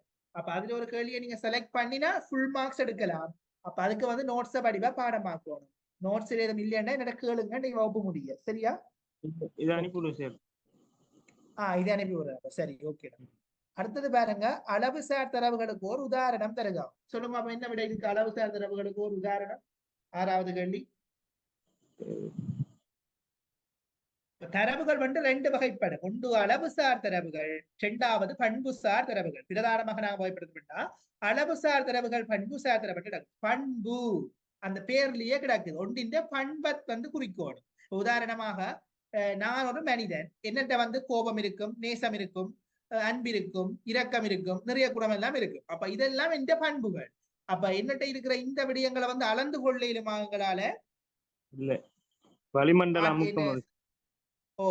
என்னடி உதாரணமா என்னட்ட வந்து இருக்கிற அன்பை வந்து 5 சென்டிமீட்டர் சொல்லலுமா? இல்லையே. ஆகவே அதை சொல்லுவார்கள் பண்புசார் தரவு. அளவுசார் தரவுண்டா எங்களால வந்து அளக்கக்கூடிய மாதிரி இருக்கும். சரியான ஒரு அலகுகளை கொடுத்து அளக்கக்கூடிய மாதிரி இருக்கு. இப்ப சொல்லுங்க, என்ன விட? வளிமண்டல அமுக்கம். வளிமண்டல அமுக்கம். சரியா, ஓகே. அடுத்த கேள்வியை பாருங்க. இலங்கையின் மலைவீழ்ச்சி பரம்பரை எடுத்து காட்டுவதற்கு மிகவும் பொருத்தமான படவரகலையியல் நுட்ப முறைமை. சொல்லுங்க பாப்பா, இது வந்து என்ன விட இந்த கேள்வி? சரி சொல்லுங்க. உங்களோட நான் நினைக்கிறேன். உங்களோட கைட் இருக்குதா தம்பி? என்ன கைட் சார்? கைடன்ஸ் சொல்றது தரம் 12 13க்குரிய ஆசிரியர் அறிவுரைப்பு வழிகாட்டி இருக்காங்க. 13க்கு 12 இல்ல. 12 தேவைன்னா அதை நான் PDF அனுப்பி விடுறேன். பிரிண்ட் எடுத்தாண்டா எடுங்க. இல்லைன்னு சொன்னா மிச்சத்துக்கு நீங்க சேவ் பண்ணி வச்சு படிக்கிறது. சரியா? அனுப்பி விடுங்க. ஓகே. இன்னைக்கு கொஞ்சம் எனக்கு மெசேஜ் ஒன்று போடுங்க. உங்களுக்கு என்னென்ன தேவைன்னு நோட் பண்ணிட்டு எனக்கு கொஞ்சம் மெசேஜ் ஒன்று தாங்க. ஓகே. அப்ப இந்த கேள்விக்கு வந்து நீங்க பாத்தீங்கன்னு சொன்னா இலங்கையின் மலைவீழ்ச்சி பரம்பரை எடுத்துக்காட்டுவதற்கு மிகவும் பொருத்தமான படம் வந்து சமகனிய படம். மறக்கவே கூடாது. மலைவீழ்ச்சி பரம்பரை எடுத்துக்காட்டுவதற்கு மிகவும் பொருத்தமான படம் சமகனிய படம். சமகனியம் என்றா சமனா, அந்த பேர்லயே கிடக்குது, சமனான கணியங்களை இணைத்து வரைகிற படம். உங்களுக்கு தெரியுமா சம உயர கோடுண்டா என்ன விளக்கம் தம்பி? சம உயர கோடுண்டா என்ன? ஒரே அளவான உயரங்கள். அப்படி சமனான உயரங்களை இணைத்து வரைகிற கோடு வந்து சம உயர கோடு. அது கடுங்கபிலனிடம் சாதாரண கபிலனிடங்களால எல்லாம் எங்கண்ட 150,000 இடவிளக்கப்படத்துல காட்டப்படும். இது என்னத்துக்கு பயன்படும் என்று சொன்னா சம உயர கோடுகளை வச்சுதான் மலைகள் மேட்டினங்கள் எல்லாத்தையும் நீங்கள் வேறுபடுத்தி பார்ப்பீங்க. அதே போல சமகணிய படம் என்று சொன்னா சமனான கணியங்களை இணைத்து வரைகிற படம். அது எப்பவுமே ஒரு நாட்டினுடைய மலைவீழ்ச்சி பரம்பலை காட்டுவதற்காக பயன்படும். என்னத்தை காட்டுவதற்கு பயன்படும்? மலைவீழ்ச்சி பரம்பலை காட்டுவதற்கு. இன்னொரு படம் இருக்குது சமாள கோடு. சமாள கோடுண்டா என்ன? சமாள பள்ளத்தாக்கு. சம ஆழங்கள் இருக்கு தானே. கடல் சமுத்திரங்கள் எல்லாம் இருக்கு தானே தம்பி? அங்க இருக்கிற ஆழங்கள் இருக்கு தானே. ஆழங்கள் ஒன்னா இணைச்சு வருது. சமனான ஆழங்களை இணைத்து வரையப்படும் போது சம ஆழ கோடு. சமனான உயரங்களை இணைத்து வரைவது சம உயர கோடு. சமனான கணியங்களை இணைத்து வரைவது சமகணிய படம். இடக்கணிய படம் சொன்னா வந்து கணியங்கள் இங்க மாணிக்கம் அப்படி அந்த இது வருதா? அதுகள் தான் இடக்கணிய படம். சரியா? அப்ப உங்களுக்கு வந்து எக்ஸாமில வந்து கேட்கிறது தம்பி அநேகமாக இந்த சமகணிய படங்களை வந்து வரைய சொல்லி ஒரு நாளுமே கேட்க மாட்டான். இப்படி பார்ட் பண்ணல வந்து உங்களுக்கு இந்த விஷயம் தெரிஞ்சிருக்குதான்றதை பார்ப்பான். சமகணிய படத்தை வரைய சொல்லி எக்ஸாம்ல கேட்டது இல்லை. 2019 தானே நம்ம சிலபஸ் மாறுறது. அந்த 19ல வந்து ஒரு மாடல் பேப்பர் ஒன்று வந்தது. அந்த மாடல் பேப்பர் பார்த்துருக்கீங்களா? தேசிய கல்வி திணைக்களத்தால வெளியிட்ட ஒரு மாடல் பேப்பர் ஒன்று வந்து வெளியில வந்தது. அது பார்த்திருக்கீங்களா? அந்த பேப்பர்ல நான் நினைக்கிறேன் சமகணிய படம் சம்பந்தமான ஒரு கேள்வி ஒன்று இருந்தது. பாத்தீங்களா? பகுதி புவியியல் ஒன்று பேப்பர் ஒரு கேள்வியா வந்திருந்தேன்னு நினைக்கிறேன். சமகணிய படம் பாத்தீங்களா? இல்ல சார். சரி, இல்லாட்டி நான் கொஞ்சம் அதை அனுப்பி விடுறேன் பாருங்க. அடுத்த கிளாஸ் அதை நாங்கள் சொல்லி தரேன். சரியா? ஓகே. இப்போதைக்கு சமகணிய படம் என்றதுக்கு இதுக்கு ஞாபகப்படுத்தி வச்சுக்கொள்ளும். ஓகே. அடுத்த கேள்வி போவோம். இலங்கையின் மலைவீழ்ச்சி பரம்பரை. சரி, ஓகே. பின்வரும் தெரிவுகளில் எது இலங்கையின் 150,000 இடவிளக்கப்படத்தில் உள்ளடக்கப்பட்டுள்ள புறநிலை தகவல்கள் ஒன்றினை சரியாக எடுத்து காட்டு. அப்ப இந்த புறநிலை தகவல் புறநிலை தகவல் என்னன்னு சொன்னா இப்ப உங்களுக்கு பார்ப்போம். அதுக்கு முதல் இந்த கைட்டை நான் சியா பண்றேன். அதை வச்சு ஒன்று வளப்படுத்துவோம். எஸ்,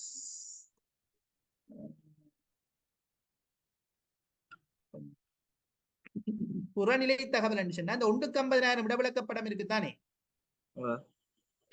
அந்த இடவிளக்கப்படத்தாள் எப்படி இருக்கும்னு தெரியும் தானே. அந்த படத்தாள்ல வந்து வெளி எல்லைன்ற மேலோரம், வெளி எல்லைன்ற கீழோரம், புற எல்லை தகவல்கள் நாங்க அந்த படத்தால பிரிப்போம். அதைத்தான் அவன் கேட்டிருக்கிறான். சரி, அதை நாங்கள் ஒரு படத்தை காட்டுறேன் எப்படி இருக்கும். கொஞ்சம் வெயிட் பண்ண.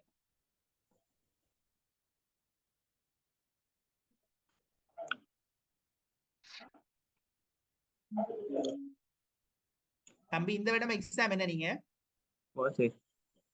ஓகேடா. இதுதான் எங்கண்ட 92 படத்தாள்களுக்கான பிரிவு தம்பி. இதை கொஞ்சம் பாருங்க, விளங்குதா? 92 படத்தாளுக்கான பிரிவு. இந்த பருத்தித்துறை முனை இருக்குது. இங்க வந்து தெய்வேந்திர முனை இருக்கும். மாத்தறையில வந்து தெய்வேந்திர முனை இருக்கும். அதே போல கொழும்பு இங்கால இருக்கும். இந்த கொழும்புக்கும் சங்கமன் கந்தைக்கும் இடைப்பட்ட பகுதிகள் தான் இலங்கையினுடைய அகலமாக இருக்கும். சரி, அதை நாங்க இன்னொரு செக்ஷனை படிப்போம். இதான் அந்த படத்தாள்கள் தம்பி சேர்ந்து இருக்கிறது. இதை நோட் பண்ணுங்க. 57வது 58வது சேர்ந்து இருக்குது. 64வது 65வது சேர்ந்து இருக்குது. 71வது 72வது சேர்ந்து இருக்குது. சரியா? அதனாலதான் 89 தான். நோட் பண்ணிக்கிறேன். ஓகே. அடுத்த பாருங்க தம்பி, என்ன அதை கையோட நோட் பண்ணுங்க. இலங்கையின் இடவிலக்கப்படம் வந்து மெட்ரிக் தேசப்படத்துக்கு முதல் வந்து ஓர் அங்குல இடவிலக்கப்படம் என்ற ஒன்றைதான் பயன்படுத்தினாங்க. சரியா? அது வந்து நான் நினைக்கிறேன் இப்போ ஒரு 10-15 வருஷத்துக்கு முதல் இலங்கையினுடைய கணியங்கள் வந்து இப்போ மயில் என்று சொல்லி எல்லாம் வளர்க்கிற ஒரு அழகு முறை இருந்ததுதானே பழைய காலங்கள்ல. அப்ப அந்த காலத்துல வந்து ஒரு மைல் வந்து 63,360 கிலோமீட்டர்களை குறிக்கும். 63,360 கிலோமீட்டர்களை குறிக்கும். என்னது ஒரு மைல் என்றது. சரியா? இந்த அளவு திட்டத்தின் அடிப்படையில தம்பி வரையப்பட்டது என்னன்னு சொன்னா ஓர் அங்குல இடவிலக்கப்படம். என்ன படம்? இப்ப அது பயன்பாட்டிலே இல்ல தம்பி. ஆனா உங்களோட கேள்வி வாரது என்னன்னா மெட்ரிக் தேசப்படத்துக்கு முதல் இலங்கையில பயன்படுத்தப்பட்ட அளவு திட்டப்படம் என்னன்னு கேட்டா ஓர் அங்குல இடவிலக்கப்படம். சரியா? ஓரங்குல இடவிலக்கப்படம். இந்த ஓரங்குல இடவிலக்கப்படத்துல ஒரே ஒரு கேள்விதான் வரும். ஓரங்குல இடவிலக்கப்படத்தால் எத்தனை பிரிவுகளாக பிரிக்கப்பட்டது? எத்தனை பிரிவுகள்? 72. அப்ப இப்ப எத்தனை தாள்களாக பிரிக்கப்பட்டிருக்கு மெட்ரிக் தேசப்படம்? 92. அச்சிடப்பட்ட தாள் எத்தனை? 89. அதே சமயம் எங்கள்கிட்ட இருக்கிற சேர்ந்திருக்கிற தாள்கள் வந்து 3. சரியா? ஓகே, இவெல்லாம் கிளியரா இப்போதைக்கு சரி. இப்ப நாங்க வந்த விஷயத்துக்கு வருவோம். இதுதான் அந்த ஒரு இடவிலக்கப்படம் ஒன்றின் அமைப்பு இப்படித்தான் இருக்கும். அப்ப ஒரு இடவிலக்கப்படத்தின் அமைப்பு எப்படி இருக்கும்? இப்படித்தான் இருக்கும். விளங்குதா?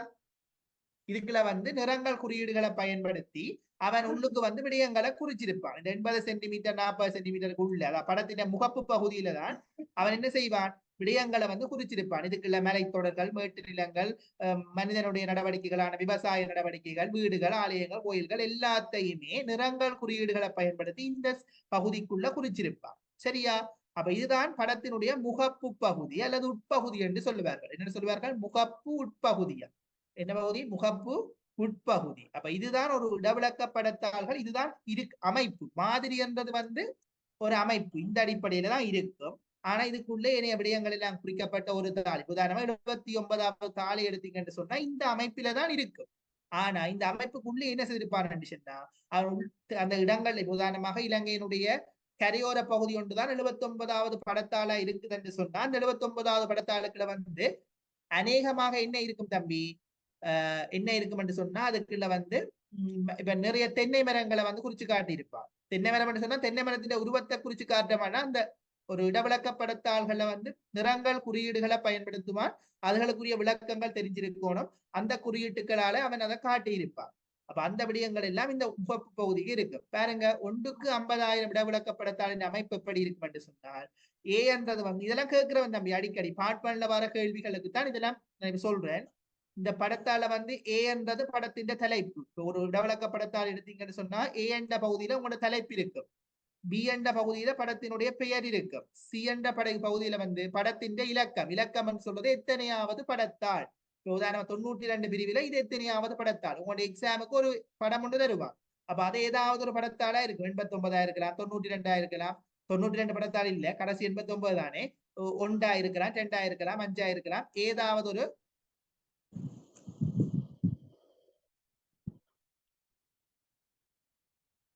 ஏதாவது ஒரு படத்தாளாக இருக்கலாம். சரியா? ஓகே. அப்ப இது படத்தின் ஏ என்றது படத்தினுடைய இந்த விடயத்தை நோட் பண்ணுங்க. தெரிஞ்ச இல்லாட்டி நான் படம் உங்களுக்கு அனுப்பி விடுறேன். ஏ என்றது வந்து படத்தின் தலைப்பு, பி என்றது வந்து படத்தின் பெயர், சி என்றது வந்து படத்தாளினுடைய இலக்கம். அப்ப இத பாருங்க. இப்ப நாங்க வந்து பார்க்க வேண்டியது இப்ப எக்ஸாம் கேள்வியில வந்தது உங்களுக்கு வந்து புற எல்லை தகவல்கள். புற எல்லை தகவல்கள் என்றதுக்குள்ள என்னென்ன விடயம் வரப்பட்டது இங்க இருக்கு. இதான் அந்த புற எல்லை தகவல்களை வர விடயம். படத்தால் தொடர்பான அடிப்படைகள், பெயர், இலக்கம், அளவு திட்டம். அளவு திட்டம் என்றது உங்களுக்கு என்ன அளவு திட்டத்துல இருக்கு தம்பி? படம் ஒன்றுக்கு 50,000. மற்ற திசைகள் 3 வகையான திசைகள் இருக்கும். இந்த சைட் மூலையில போட்டிருப்பான் ஒரு திசை ஒன்று. சரியா? வடக்கு திசை தான் எப்பவும் காட்டி இருக்கும் அந்த படத்துல. அந்த வடக்கு 3 வகைப்படும். என்னென்ன வடக்கு? வடக்கு, வடகிழக்கு, வடமேற்கு. வடக்கு 3 வகைப்படும் என்று சொன்னா காந்த வடக்கு, அலியடைப்பு வடக்கு, உண்மை வடக்கு என்று சொல்லி 3 வகையான வடக்குகளை வந்து நாங்கள் எங்களுடைய 1க்கு 50,000 இடவிலக்கப்படத்தால பயன்படுத்துவோம். சரியா? மெட்ரிக் தேச படத்துல 3 வகையான வடக்குகளை நாங்கள் பயன்படுத்துவோம். என்னென்ன வடக்கு? காந்த வடக்கு, அலியடைப்பு வடக்கு, உண்மை வடக்கு. என்ன நம்பி இதை கேட்டீங்களா? ஓ இந்த கைடு அனுப்பி விடுங்க. நான் அனுப்பி. சரியா? ஓகே. அப்ப இது வந்து இப்ப கேட்ட கேள்வியை பாருங்க. இதானே கேட்ட கேள்வி. புற எல்லை தகவல்கள் என்னென்ன வரப்போகுது? உண்டு படத்தால் தொடர்பான அடிப்படை தகவல்கள், பெயர், இலக்கம் இருக்கிற பகுதி எல்லாம் புற எல்லை. அப்ப புற எல்லை ரெண்டா வகைப்படும் தம்பி. வெளி எல்லையின் மேலோரம், வெளி எல்லையினுடைய கீழோரம். சரியா? வெளி எல்லையின் மேலோரம், வெளி எல்லையினுடைய கீழோரம். புற எல்லை தகவல்கள் எத்தனை வகைப்படும்? ரெண்டு. வெளி எல்லையின் மேலோரம், கீழோரம். இது கேட்டீங்களா? ஓ சொன்னேன் சார். சரி. ஓகே. அப்ப வெளியேல மேலோரத்தில் என்ன இருக்கும் என்று சொன்னா படத்தின் பெயர், வகை, இலக்கம் எல்லாம் இருக்கு. கீழோரத்தில் என்ன இருக்கும் என்று சொன்னா இந்த அளவு திட்டம், திசை, அது மாதிரி குறியீடுகளுக்கான விளக்கங்கள். உதாரணமாக இது என்ன குறியீடு தம்பி? சக, ஒரு புள்ளி, ஒரு சக, ஒரு புள்ளி, ஒரு சக, ஒரு புள்ளி. என்ன குறியீடு இது தம்பி? சக புள்ளி, சக புள்ளி என்பது என்ன நிர்வாக இல்லை? மாகாண மாகாணமா? மாவட்ட மாவட்ட மாவட்ட இல்லைகள். மாகாணம் எப்படி இருக்கும்? சக 2 டேஸ், சக 2 டேஸ் என்று இருக்கும். அதான் மாகாண எல்லைகளாக இருக்கும். அதே சமயம் கருப்பு கலர் தனி கோடால காட்டப்பட்டது வந்து நகர சபை எல்லைகளாக, சாரி, நகர எல்லைகளாக இருக்கும். அதே சமயம் அந்த கருப்புக்குள்ள 3 புள்ளிகள் வந்திருந்தால் என்ன? கிராம சேவகராக இருக்கும். மாவட்ட அப்ப அந்த ஒவ்வொரு நிர்வாக எல்லைகளையும் வந்து குறியீடுகளை வந்து நீங்க பார்த்து கொள்ளுங்க. அது தொடர்பான தகவல்களையும் நான் ஒவ்வொரு வகுப்பிலையும் கொஞ்சம் கொஞ்சமா உங்களுக்கு அனுப்பி வைக்கிறேன். எதுவும் மிஸ் பண்ணாலும் நீங்க கேட்டு வாங்க வேண்டியது உங்களோட பொறுப்பில் இருக்கு. கொஞ்சம் நிறைய வேரியல் தானே, கொஞ்சம் கேளுங்க. என்ன நினைக்காம என்னென்ன தேவையோ அதை கேளுங்க, நான் கட்டாயம் அனுப்பி விடுவேன். சரி, அப்ப இப்ப கேட்ட கேள்விக்கு நாங்க விடைக்கு போவோம். இப்ப கேட்ட கேள்விக்கு போவோம். என்ன தம்பி? கேட்ட கேள்விக்கு நாங்க போவோம். S, shall we? ஸ்கிரீன் தெரியுதா? கேள்வி தெரியுதா? இல்ல ஷேர் பண்ணுவோம் திருப்பி? சரி சரி.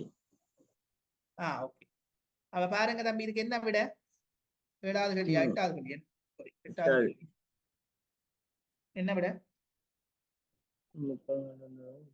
புறநிலை தகவல் ஒன்றினை சரியாக எடுத்து காட்டுவதா? புறநிலை தகவல் சம உயர கோடுகள் 2 வகைகள் காட்டப்பட்டுள்ளன. புறநிலை தகவல்களை வந்து சம உயர கோடுகளை காட்ட மாட்டாங்க. இல்ல நான் வாசிக்கிறேன். ஓகே. 2வது விட தம்பி, கருப்பு நிற முக்கோணத்தினால காட்டப்படும் இட உயரங்கள். என்ன தம்பி கருப்பு நிற முக்கோணத்தால காட்டப்படும் இட உயரம்? நான் முன்னுக்கு சொன்னான், அதுக்கு என்ன பெயர்? மாகாணமா பிரதேச? No no no. கருப்பு கலர் முக்கோணத்துக்குள்ள ஒரு டொட் ஒன்று வச்சா அதை நாங்கள் ஒரு பெயர் சொல்லி அழைப்போம். திரிகோண கணித நிலையம். எஸ், நிலையம். ஓகே. அப்ப அந்த விடயம் வந்து எப்பவுமே எங்க இருக்கும்? ஒரு படத்தின் உட்பகுதியில இருக்குமா அல்ல புற எல்லைகள் வெளியிலே இருக்குமா? உட்பகுதியில தான் இருக்கும். உட்பகுதியில இருக்கும். அப்ப அந்த விடயம் வராது. அடுத்த வந்து ஒற்றை முறையினால் காட்டப்படுகின்ற அளவு திட்டங்கள். அளவு திட்டங்கள் வந்து எப்பவுமே வந்து வெளி எல்லையினுடைய கீழோரங்கள்ல தான் இருக்கு. சரியா? அப்ப ஒற்றை முறையினால் காட்டப்படுகின்ற அளவு திட்டம் என்று சொல்லிக்கல வந்து அது வந்து இப்ப எங்களுக்கு வந்து ஒரு கன்ஃபியூஸான ஆன்சர். அளவு திட்டம் சாதாரணமாக வெளி எல்லையில தான் காட்டப்படும், அதாவது புற எல்லை தகவல்களை உண்டாகத்தான் காட்டப்படும். சரி, நாங்க பார்ப்போம் இந்த விடையை விட இன்னும் சரியான விடை இருக்குதான்னு பார்ப்போம். சரியா? 3 வகையான வடக்குகள் காட்டப்படுகின்றதா? அது மேலோரத்துல பொங்கல் பகுதி. அடுத்த வந்து 2 வகையான புகையிரத பாதைகள் காட்டப்பட்டுள்ளன. உட்பகுதியில. எது வரும்? உட்பகுதியில தான் காட்டப்படும் 2 வகையான. புகையிரத பாதைகள் வராது. 3 வகையான வடக்குகள் காட்டப்படும். சரியா இல்லையா? அது இதுல இல்ல, மூலையில காட்டப்படும். மூலையில என்றது வந்து புற எல்லையா உள்ள எல்லை பகுதியா? அது புற எல்லை பகுதியா? புற எல்லை தானே. அது வெளி எல்லை. புற எல்லை புற எல்லை என்றது தம்பி 2ஆ பிரியும். என்ன? புற எல்லை என்றது வெளி எல்லை மேலோரம், வெளி எல்லை கீழோரம். அப்ப வெளி எல்லை மேலோரத்துக்கு தான் வடக்குகள் வரும்.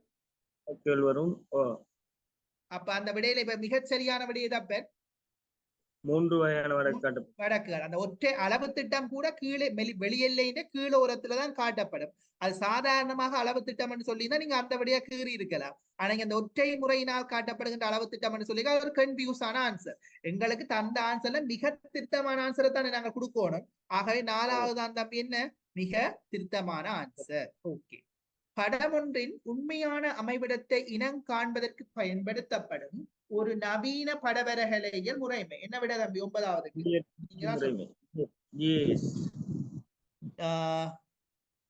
ஜிஎஸ்ஆ இடமொன்றின் உண்மையான அளவிடத்தை உண்மையான அமைவிடத்தை காட்டுறது இது. நீங்க பூகோள ஜிஐஎஸ் என்று யோசிக்கிறதுக்கு முதல் சாதாரண உங்க நடைமுறை வாழ்க்கையை யோசிங்களேன். ஒரு இடத்துக்கு போறீங்க, போகைக்குள்ள என்னத்தை ஒன் பண்ணி பார்த்துட்டு போவீங்க? ஜிஐஎஸ் ஆன் பண்ணி பாக்குறீங்க, கணனி முறைமையா பயன்படுத்துறீங்க. 4 பூகோள இடைநிலைப்படுத்தல் நாலாவது என்ன ஜிபிஎஸ் தானே. ஜிபிஎஸ் சிஸ்டம் தான் எங்களோட லைஃப் இப்ப போய் கொண்டிருக்கு. எங்க போறோம்னாலும் பிக்னிக் காரன் சரி, ஊபர் காரன் சரி, எல்லாரும் ஜிபிஎஸ் தான் பயன்படுத்துவா உங்களோட இடத்தை பாக்குறதுக்கு. எஸ், அப்ப சரியான விட வந்து பூகோள இடைநிலைப்படுத்தல் முறைமை. இது வந்து வரைவிலக்கணம். பூகோள இடைநிலைப்படுத்தலுக்கான வரைவிலக்கணத்தை தான் நம்ம தந்துட்டு என்ன கேள்வியா கேட்டிருக்கிறார். சரியா? ஓகே. 10வது கேள்வி, 1க்கு 50,000 இடவிலக்கப்படத்தில் எடுத்துக்காட்டப்பட்டுள்ள ஓர் அம்சத்துடன் சரியான பொருத்தத்தை கொண்ட நிறம் மற்றும் குறியீட்டினை காட்டும் விடையேன். என்ன விட? 10வது வரலாற்று இடங்கள். வரலாற்று இடங்கள் கபில நிற வட்டமா அப்படி காட்டப்படுமா? இல்ல இல்ல சரி. சரியானது. கபில நிற வட்டம் எதுக்கு பயன்படுத்தப்படுது? கபில நிற வட்டம் வந்து நாங்கள் ஒன்றுக்குமே பயன்படுத்தல. கபில நிறத்தை வந்து கோடுகளாக பயன்படுத்துவோம், சம உயர கோடு. அப்புறம் சொன்னீங்க, அதான் கேட்டேன். யா, ஓகேடா. நடைபாதை. நடைபாதை வந்து நடைபாதை என்றது சில இடங்கள்ல வந்து கருப்பு கலராலேயே காட்டப்பட்டிருக்கு. கருப்பு கலர் ஒற்றை அடிப்பாதையே கருப்பாலேயே காட்டுவாங்க. சில இதுல வந்து மஞ்சள் கலரால காட்டியிருப்பாங்க. வீதி ஒன்றை போட்டு மஞ்சள் நிறத்தால வந்துட்டு இருப்பாங்க. சரியா?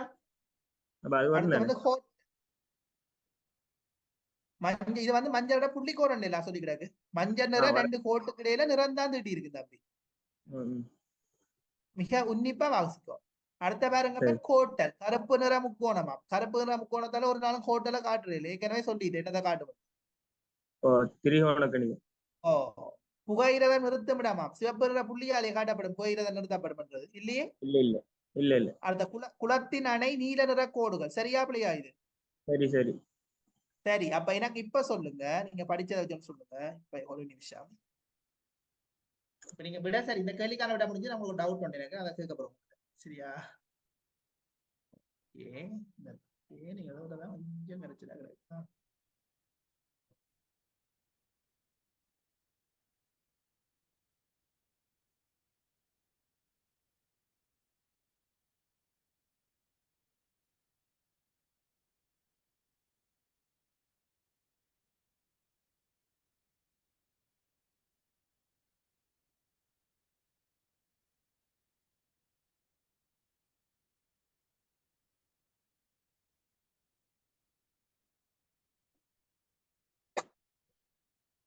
சாரி, அது காட்ட முடியல. இன்றைக்கு நான் பெயிண்ட் ஆடுவோமே.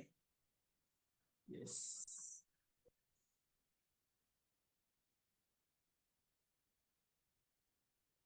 பெயிண்ட்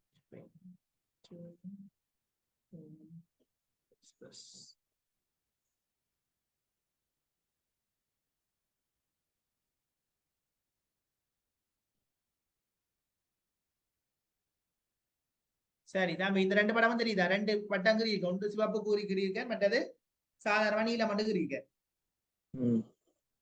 தெரியுதா? அப்ப இதுல இது என்னத்தை காட்டும்? இப்படி அரைவட்டத்துல வந்து சிவப்பு கலர் கோடு வந்திருந்தா என்னத்தை குறிக்கிற குறியீடு? அணைக்கட்டு,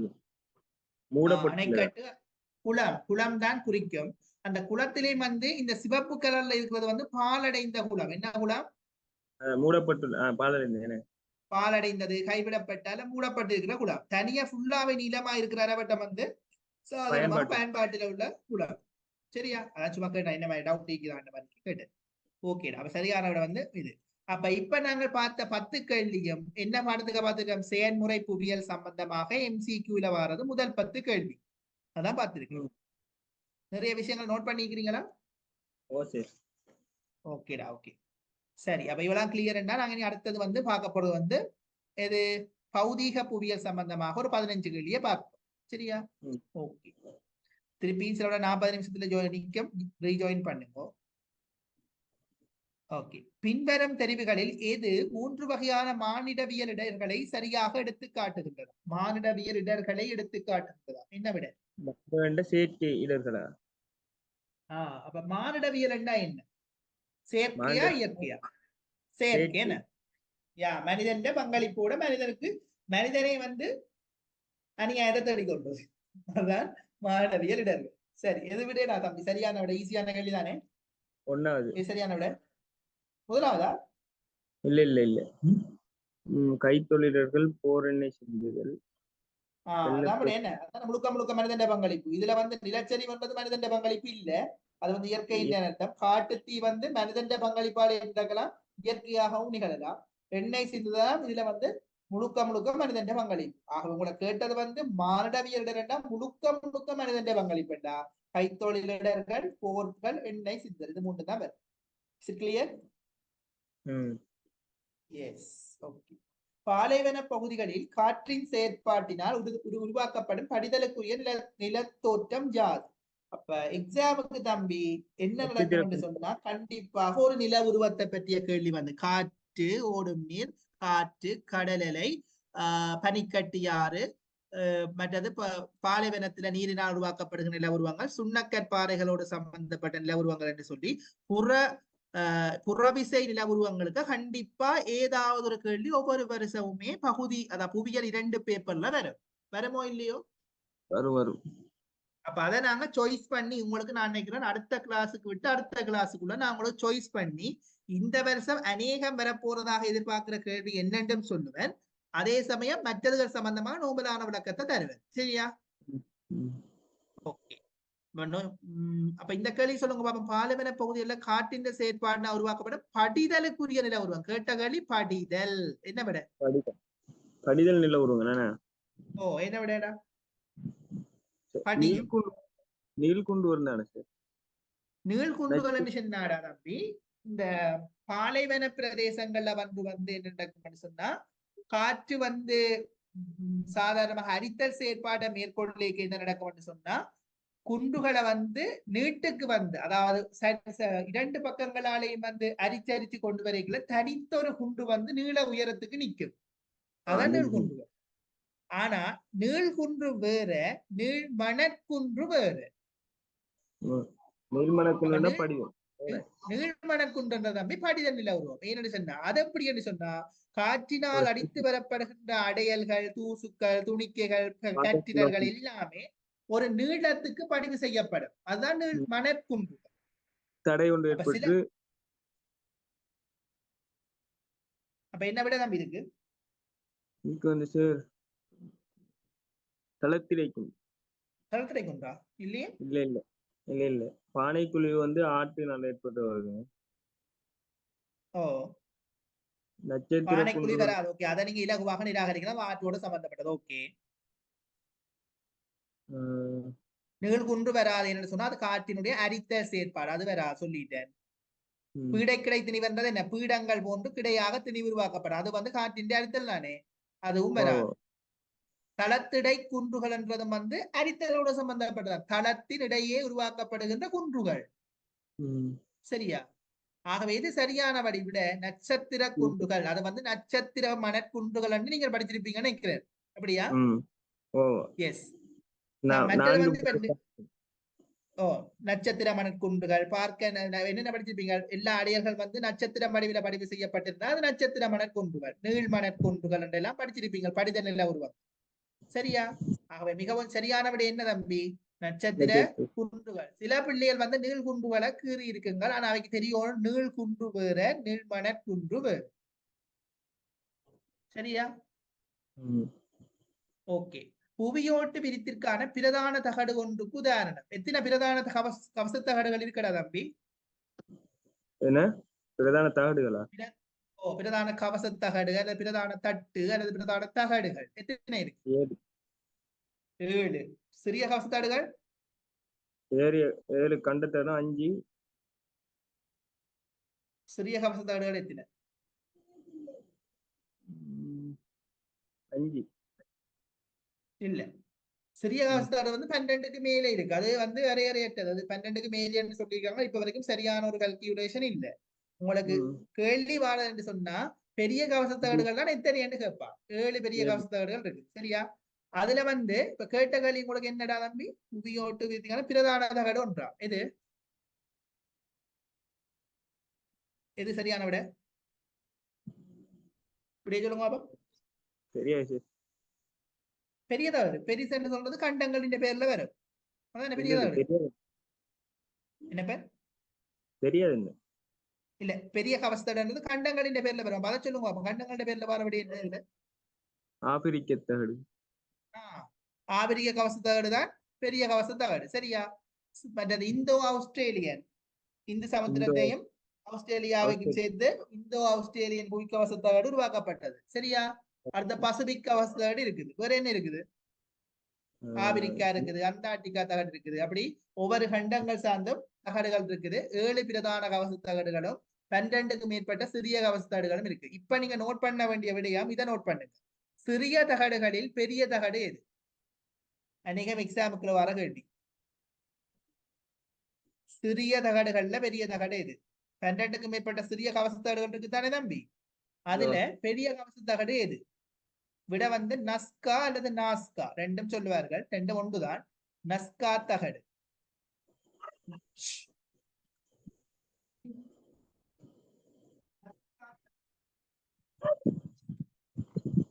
தகடு நஸ்கா. ஓகேயா? மற்றது வந்து மேலதிகமான தகவல் வந்து நீ உங்களோட பௌதிக புவியியல் கிளாஸ்ல வந்து தரப்படும். 7 கவசத்தார்கள் சொல்லுவேன். என்னென்ன இடத்துல இருக்கிறத படத்திலே குறிச்சு காட்டுவேன். அப்பயே பாருங்க. இப்போதைக்கு நீங்க சிறிய கவசத்தாடுகளை பெரிய கவசத்தாடு நஸ்கா தாடு. அப்ப இதுல இருக்கிற ஏனைய கவசத்தாடுகள் எல்லாமே சிறுசுதானே நம்பி? ஓகேடா. அப்ப அவை வந்து பிரதான கவசத்தாடா இருக்காது. அப்ப இது சரியான விட வந்து ஆப்பிரிக்க தகடு. ஓகே. 14வது கேள்வி. பின்வருவனவற்றில் எது ஆற்று சுமையினை கொண்டு செல்லும் 4 முறைகளை சரியாக எடுத்து காட்டுவது? எது? கரைசல், பொங்கல், பாய்ச்சல், இழுத்தல். வராது. எது விட? ஆற்று சுமைனையா? எத்தனையாவது?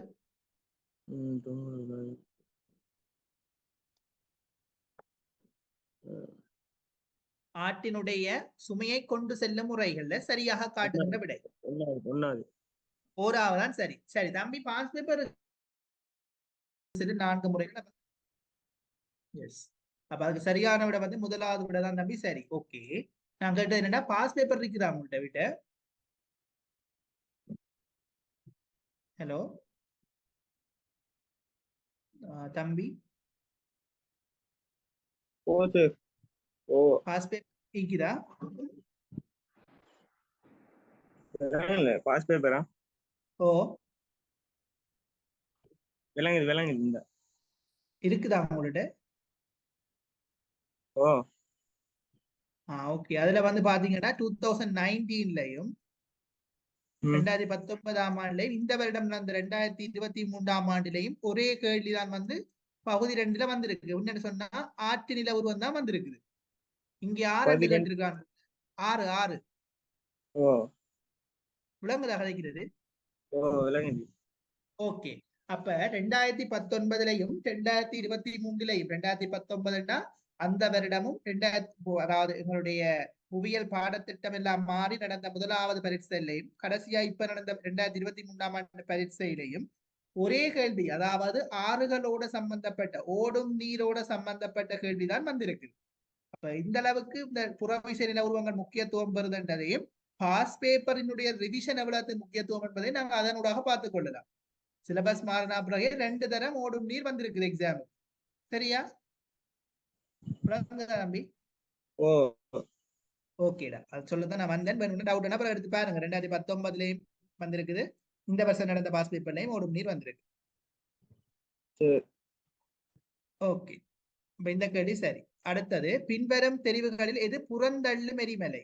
நில உருவங்கள் 3னை உள்ளடக்குகிறது. அப்ப அகம் என்ன, புறம் என்ன? அப்ப புறந்தள்ளு நில உருவங்கள் என்ன? இதெல்லாம் பார்ட் 2விலே அநேகமாக வந்திருக்கிற கேள்விகள். என்ன புறத்தள்ளல் நில உருவங்கள் என்ன, அகவிசையோடு சம்பந்தப்பட்ட அகவிசை நில உருவங்கள் படிக்க வந்து எரிமலைகள் படிச்சிருப்பீங்க. தள்ளல் நில உருவம், தலையீட்டு நில உருவம் என்று சொல்லி படிச்சிருப்பீங்க. அப்ப புறந்தள்ளுது. புறந்தள்ளுதுண்டா என்ன? புவியோட்டிற்கு வெளியில வருமா பாறை குழம்பு, இடையில ஒடுங்குமா? புவியோட்டுக்கு வெளியில வந்து பாறை குழம்பு வருமா அல்லது புவி பாறை தடங்களுக்கு இடையில வந்து அந்த குழம்பு ஒடுங்குமா?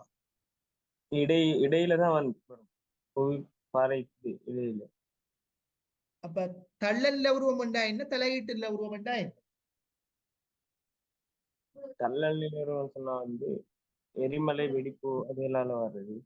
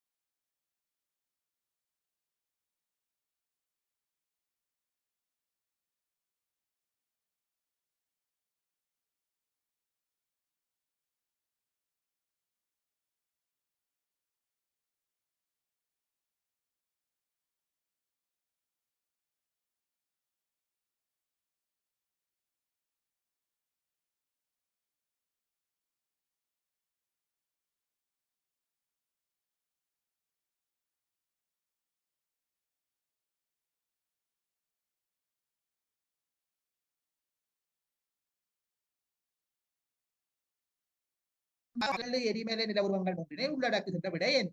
அப்ப இந்த அகவிசை அப்ப உங்கள்ட்ட நான் நினைக்கிறேன் உங்களோட புவியியல்ல வந்து அகவிசை இருக்குது, புறவிசை இருக்குது. அகவிசைக்கு தான் வந்து தள்ள நில உருவமை, தலையீட்டு நில உருவங்களையும் பாக்குறீங்க. அப்ப கேட்ட கேள்விக்கு என்ன விட? இப்ப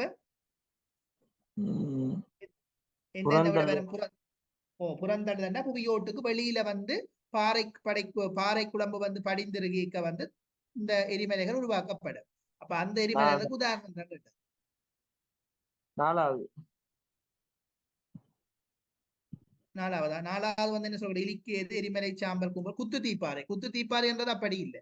அது வந்து பாறை படைத்தளங்களுக்கு இடையில வந்து படிந்திருக்கு. குத்து தீப்பாறை, கிடை தீப்பாறை, வில்லை தீப்பாறை, சீதர்மறை வடிவ தீப்பாறை, இதெல்லாம் தலையீட்டு நில உருவங்கள். என்ன நில உருவங்கள்?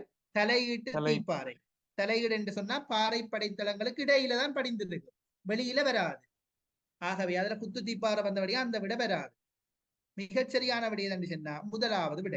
எரிமலை பெருவாய், எரிமலை குழம்பு மேட்டு நிலம், கூட்டு கூம்புகள், இதெல்லாம் புவியின் உட்பகுதியில இருக்கிற மக்மா என்று சொல்லப்படுகின்ற அந்த பாறை குழம்பு புவியோட்டுக்கு வெளியில, அதாவது மனிதன் நாங்கள் நிக்கிற நடமாடுற பகுதியில வந்து புவியோட்டுக்கு வெளியில வந்து படிந்து இறுகேக்கதான் அதை சொல்லுவாங்க புறந்தள்ளு எரிமலை நில உருவங்கள். அது வந்து எரிமலை பெருவாய் உதாரணம், எரிமலை குழம்பு, கூட்டு கூம்பிகள் என்று பல்வேறுபட்ட வடிவங்கள்ல வந்து அது அமைஞ்சிருக்கும். சரியா? அப்ப இதை நாங்க என்னப்ப எரிமலை சாம்பல், எரிமலை சாம்பல், எரிமலை கிடாரம், இதெல்லாம் வரும். அதுக்குதான் உதாரணம். கேட்டீங்களா? இல்ல சரி சரி ஓகே. அடுத்தது வந்து பாத்தீங்கன்னா இலங்கையில வனவிலங்கு புகலிடங்கள் இரண்டினையும் எடுத்து காட்டுகின்ற தெரியும். இது 13ஆம் ஆண்டோட சம்பந்தம். 13ஆம் ஆண்டுல நீங்கள் இப்ப படிச்சு கொண்டிருப்பீங்க, ஈரநிலங்கள் அதெல்லாம் படிச்சிருப்பீங்க நினைக்கிறேன். படிச்சு கொண்டிருக்கிறீங்களோ தெரியாது. படிக்கிறீங்களா இப்ப? இல்ல சார், படிக்க போறேன். அப்ப இலங்கையின் வனவிலங்கு புகலிடங்கள் இரண்டினையும் எடுத்து காட்டுகின்ற தெரியும் என்ன?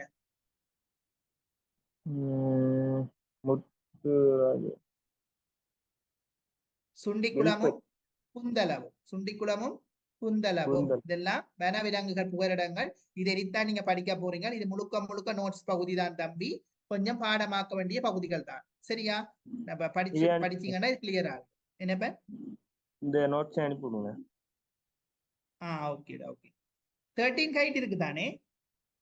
13 கைட் 13 கைட். இப்ப என்னண்டா தம்பி, எங்களுடைய ஆசிரியர் அறிவுரைப்பு வழிகாட்டி தான் எங்களுடைய புவியியல் பாடத்தை தீர்மானிக்க போகுது. அப்ப ஆசிரியர் அறிவுரைப்பு வழிகாட்டிலையும் தரம் 13 அவர் 13ஆம் ஆண்டு கைட் வந்து எப்படி ஒரு மாணவன் ஏத்தர சிக்கிய பெறலாமோ அதுக்கு ஏற்ற வகையில அந்த ஹைட் வடிவமைச்சிருக்கிறாங்க. எல்லாம் பூரண விளக்கத்தோட இருக்குது. ஆனா 12ஆம் ஆண்டு ஹைட்ல வந்து தான் அந்த பிரச்சனை எல்லாத்துக்கும் விளக்கம் போடல. 13ஆம் ஆண்டு கைட் நீங்க அப்படியே படிக்கலாம். 12ஆம் ஆண்டு கைட்ல வந்து நோட்ஸ் தரோம். அதான் பிரச்சனை. 12ஆம் ஆண்டு தலையங்க மட்டும் தான் போடப்பட்டிருக்கு, பெருசா நோட்ஸ் இல்லையா? சரியா? 13ஆம் ஆண்டு கைட் வந்து நீங்க படிவா தாராளமா அதையே படிச்சுக்கொள்ளலாம். முழுமையான நோட்ஸ் அதுல இருக்குது. எப்படி எக்ஸாம் சிட் பண்ணிடுமோ அப்படி விட வந்து நோட்ஸ் வந்து விளக்கமா இருக்கு. என்ன சொன்னா நான் வந்து 2019ஆம் ஆண்டு A level batch. உங்களோட முதலாவது சிலபஸ் வந்து ஃபர்ஸ்ட் பேட்ச். உங்களோட சிலபஸ் வந்து ஃபர்ஸ்ட் பேட்ச். அப்ப எங்களுக்கு வந்து Peradeniya UOP. Yes, university of Peradeniya. ஓகேயா? அப்ப அந்த அடிப்படையில கொஞ்சம் பாருங்க. அடுத்த கேள்வியை பாருங்க. பின்வரும் தெரிவுகளில் எது நிலச்சரிவு பங்களிக்கும் 2 மாண்டு நடவடிக்கைகள் கொண்டுள்ள? இது சும்மா நோமலா விட சொல்லிக் கொள்ளல, ஜெனரல் கொஸ்டின் தானே ஐயா. சொல்லுங்க. பின்வரும் தெரிவுகளில் எது நிலச்சரிவுகளுக்கு பங்களிக்கும் 2 மாண்டு நடவடிக்கைகளை கொண்டுள்ளது? ஏதாப்ப?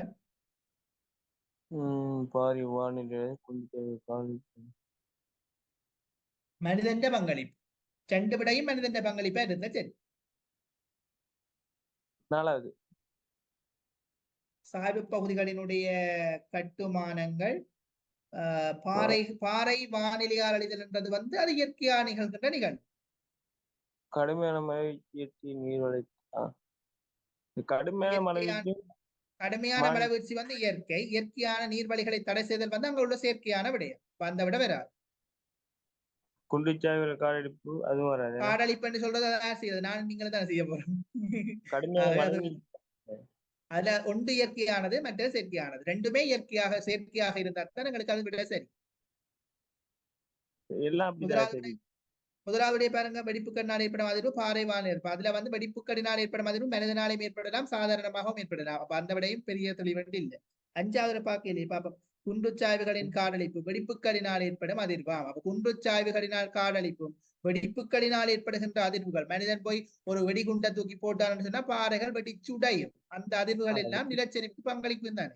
ரெண்டும் மனிதன் செயற்பாடு தானே.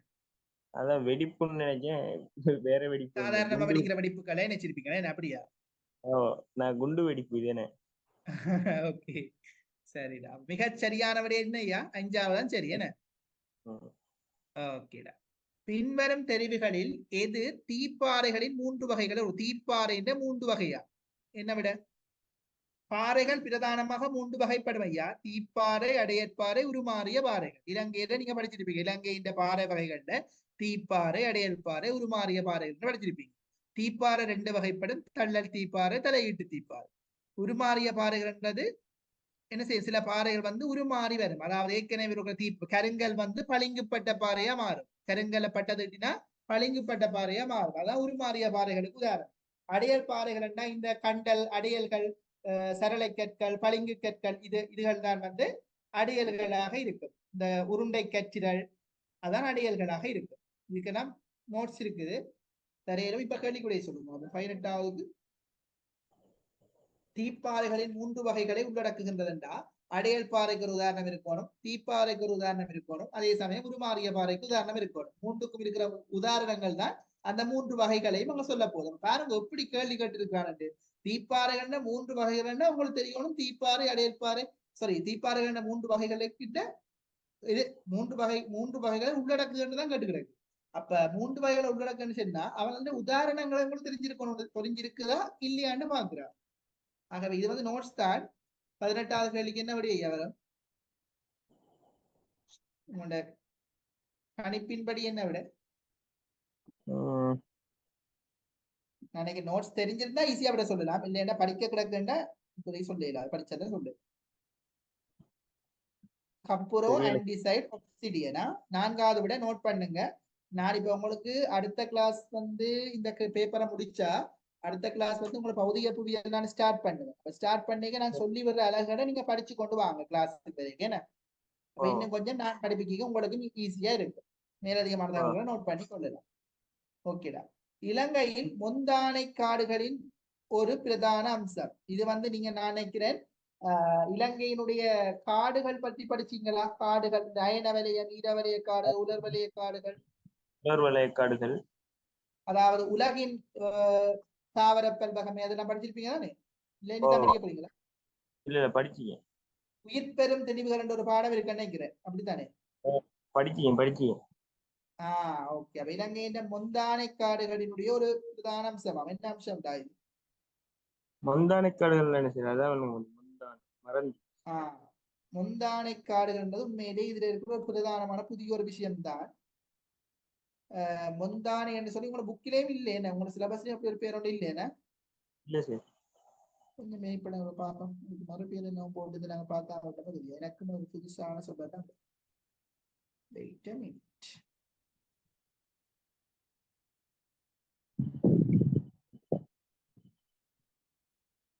காடுகள், காலநிலை மாற்றம், 26-46-46.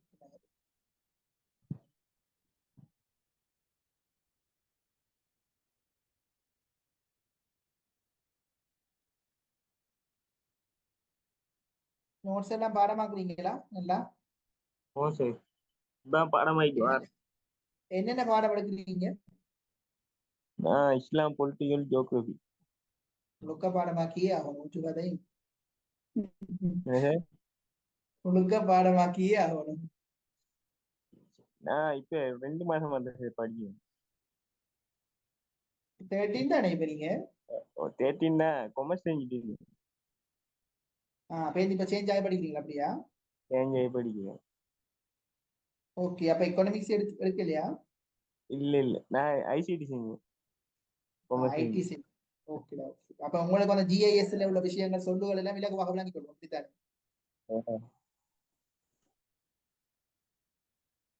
இந்த மொந்தானை காடுகள் என்று சொல்லி உங்களோட புக்கிலையும் அப்படி ஒன்று இல்லையா?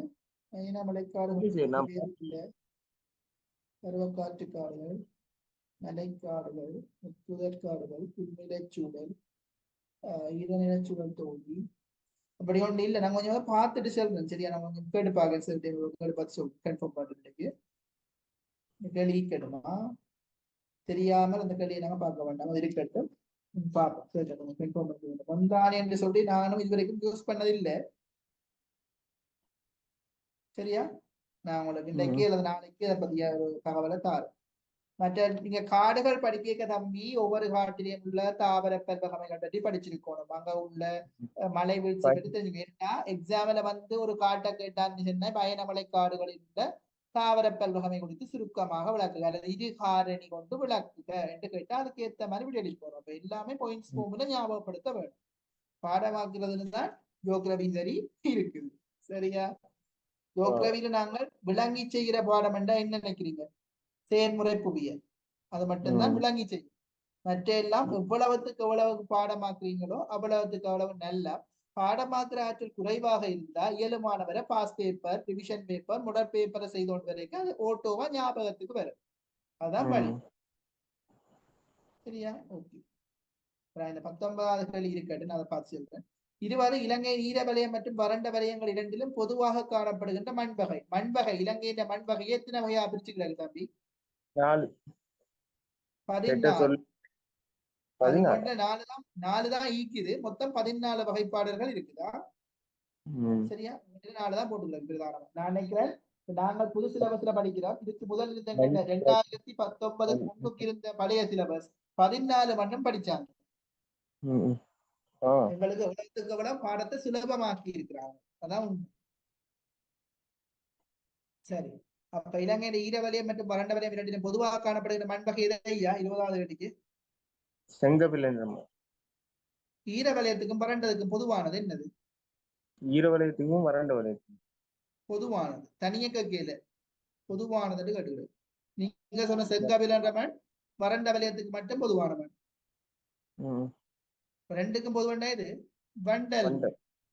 வண்டல் மண்ணா என்ன செய்ய? வண்டல் மண்ணுக்கு பயன்படும். அதிகரித்த நெல் விவசாயங்கள் எல்லாம் வண்டல் மண்ணிலாம் செய்வாங்க. சரியா? ஏன் தெரிஞ்சுக்கொண்டா ஒவ்வொரு மண்ணை பத்தி ஏதாவது ஒரு கேள்வி, பாறைகள் சம்பந்தமாக கேள்வி வரும். இல்லைன்னா மண் உருவாக்க காரணிகள் என்ன, மண்ணன் இலங்கையின் மண்ணிலே ஏதாவது ஒரு மண் வகையை குறித்து சுருக்கமாக விளக்குக, அப்படி கேள்விகள் வாரது உண்டு. பாஸ் பேப்பர் பார்த்துட்டு தான் தெரியும். மற்ற ஃபீல்ட் ஒர்க் சென்டர் எக்ஸாம் செய்திருக்கிறீங்களா? சரி, இப்ப கடைசியா உங்களுக்கு எத்தனையாவது தவணை பரிசு வந்தது? 5வது டேமா 4வது? 4வது டேம். ஓகே, 4வது டேம்னா உங்களுக்கு ஃபுல்லா முதல் பேப்பர் ஸ்ட்ரக்சர்ல தானே வந்திருக்கு எக்ஸாம். ஓகே, எத்தனை மார்க்ஸ் வந்துச்சு? நான் பேப்பர் எடுத்தேன், ஸ்கூல் போறதுல பேப்பர் எடுத்தேன், சும்மா செஞ்சு பார்த்தேன். எடுத்தீங்கன்னு அதை கொஞ்சம் செய்து பாருங்க. என்ன கொஞ்சம் செய்து பாருங்க. டவுட் என்ன கொஞ்சம் கேளுங்க. அதை தாண்டி உங்களுக்கு நான் வந்து 2 எக்ஸாம் வைப்பேன். உங்களோட எக்ஸாமுக்கு நீங்க போறதுக்குள்ள 2 எக்ஸாம் நான் வச்சு உங்களை திருத்தி அவ்வளோத்தையும் விளங்கப்படுத்தி விடுவேன். சரியா? ஓகே. அப்ப இந்த கேள்விக்கு அதான் விட அடுத்த புவியினுடைய உட்பகுதியில் காணப்படும் கொன்றாட் தொடர்ச்சியின்மை பிரித்து வேறாக்குவது என்ன? கொன்றாட் தொடர்ச்சியின்மை என்ன விட? 21வது. இது வந்து முதலாம் பாடம். கொன்றாட் தொடர்ச்சியின்மை அதாவது கொன்றாட் இடைவெளி என்ன படிச்சிருப்பீங்க? கொன்றாட் இடைவெளி என்ன படிச்சிருப்பீங்க?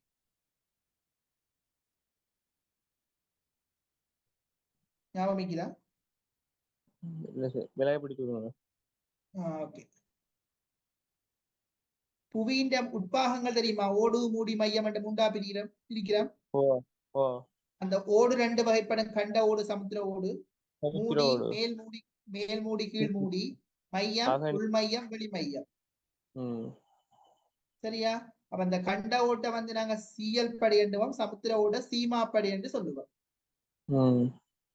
சிஎல் படி என்றது சிலிக்கனையும் அலுமினியத்தையும் அதிக அளவில் கொண்டிருக்கு. சீமா படி என்றால் சிலிக்கனையும் மக்னீசியத்தையும் அதிக அளவில் கொண்டிருக்கு. எப்பவுமே சீமா படைக்கு தான் நடத்தி கூட. கண்ட ஓடுக்கு இப்போ மேலே இருக்கும், சீமாப்படி என்ற படகுல சமுத்திர ஓடு கண்ட ஓட்டுக்கு கீழே இருக்கும். சரியா? ஓ கண்ட ஓடு என்ன பெண்? கோண்டு கண்ட ஓடையும் சமுத்திர ஓட்டையும் பிடிக்கிற எல்லைக்கு பேர் என்னண்டா கொன்றாட் இடைவெளி. என்ன இடைவெளி? கொன்றாட் கொண்டாண்டு இடைவெளி. அப்ப கண்ட ஓட்டையும் சமுத்திர ஓட்டையும் பிரிக்குதுண்டா அது சீயலையும் சீமாவையும் பிரிக்குது. உங்களுக்கு தந்தபடி அதுதானே, சீயலையும் சீமாவையும் பிரிக்கிறது வந்திருக்கிறார். அப்ப கண்ட ஓட்டின் மரபையை தெரிஞ்சிருக்கணும், சமுத்திர ஓட்டின் மரபையை தெரிஞ்சிருந்தா இந்த கல்விக்கு இலகுவாக விடையளிக்கலாம். அதே போல என்ன இரண்டு பிரிக்கிற வலயங்கள் இருக்குது. புவி ஓட்டிலிருந்து மூடிய பிரிக்கிறதுக்கு என்ன பேர்? மோகோரோவிசிக் தொடர்ச்சியின்மை. என்ன பேர்? மோகோரோவிசிக் தொடர்ச்சியின்மை வலயம் அல்லது மோகோ எல்லி என்று சொல்லுவார்கள். என்ன சொல்லுவார்கள்? மோகோ எல்லி. இங்க இருக்கு, இதுதான் படம். சரியா? இந்தாங்க படம் தெரியுதா? அப்படி வச்சு சரி ஸ்கிரீன்ஷாட் பண்ணீங்க. இந்தாங்க இதுல பாருங்க, இதுதான் புவியின் ஓடு. இந்த புவி ஓட்டையும் இந்த மூடி இருக்குதானே, மேல் மூடி, இந்த மேல் மூடியும் பிரிக்கிற இப்படி ஒரு எல்லை கிடக்கு. இதுதான் பேர் மொஹோரோவிசிக் எல்லை அல்லது மோகோ எல்லை. மோகோ, மோவன்னா வட எழுத்து கோவன்னா, மோகோ எல்லை என்றுவாங்க. அல்லது இதை மொஹோரோவிசிக் தொடர்ச்சியின்மை என்றும் சொல்லுவார்கள். மோகோ ட்ரோவன்னா மோகோரோவிசிக்.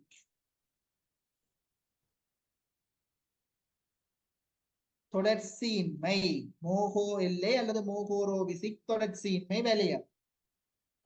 அப்ப அதண்டா என்ன? புவியோட்டில இது என்னத்தை பிரிக்கும்? மூடிய பிரிக்கும். என்னத்தை பிரிக்கும்? மேல் மூடி அல்லது மூடிய பிரிக்கும். நார்மலா மூடிய பிரிக்கும் ஞாபகப்படுத்தி வச்சுக்கொள்ளும். அடுத்தது இந்த புவியோடு ரெண்டா பிரிக்கும் என்ன தம்பி? புவியோடு பிரிச்சு காட்டல. இந்த படத்துல வந்து ரெண்டா பிரிச்ச பகுதி இல்லையா, அஞ்சடை. இது வந்து மேல பிரிச்சு காட்டிக்கிறான். இது சமுத்திர ஓடு, இது கண்ட ஓடு. சமுத்திர ஓடு வந்து அடர்த்தி கூடினது, கண்ட ஓடு வந்து அடர்த்தி குறைஞ்சது. எனவே சமுத்திர ஓட்டுக்கு மேல வந்து கண்ட ஓடு இருக்கு.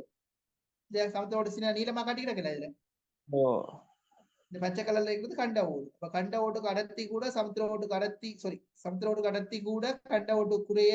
எனவே சமுத்திர ஓடு கீழே வரும், கண்ட ஓடு அதுக்கு மேல மிதந்து கொண்டு இருக்கு. இந்த கண்ட ஓட்டையும் சமுத்திர ஓட்டையும் பிரிக்கிறது தான் கொன்றாட் இடைவெளி அல்லது கொன்றாட் எல்லை. சரியா? அடுத்தது பாருங்க தம்பி, மூடிக்கு அடுத்தது வந்து இருக்கும் போது கீழ் மூடி வந்து மூடிக்கு மறுபேர் வந்து இடையோடுன்னு சொல்லுவாங்க தம்பி. மூடி எப்படி சொல்லுவாங்க? இடையோடு.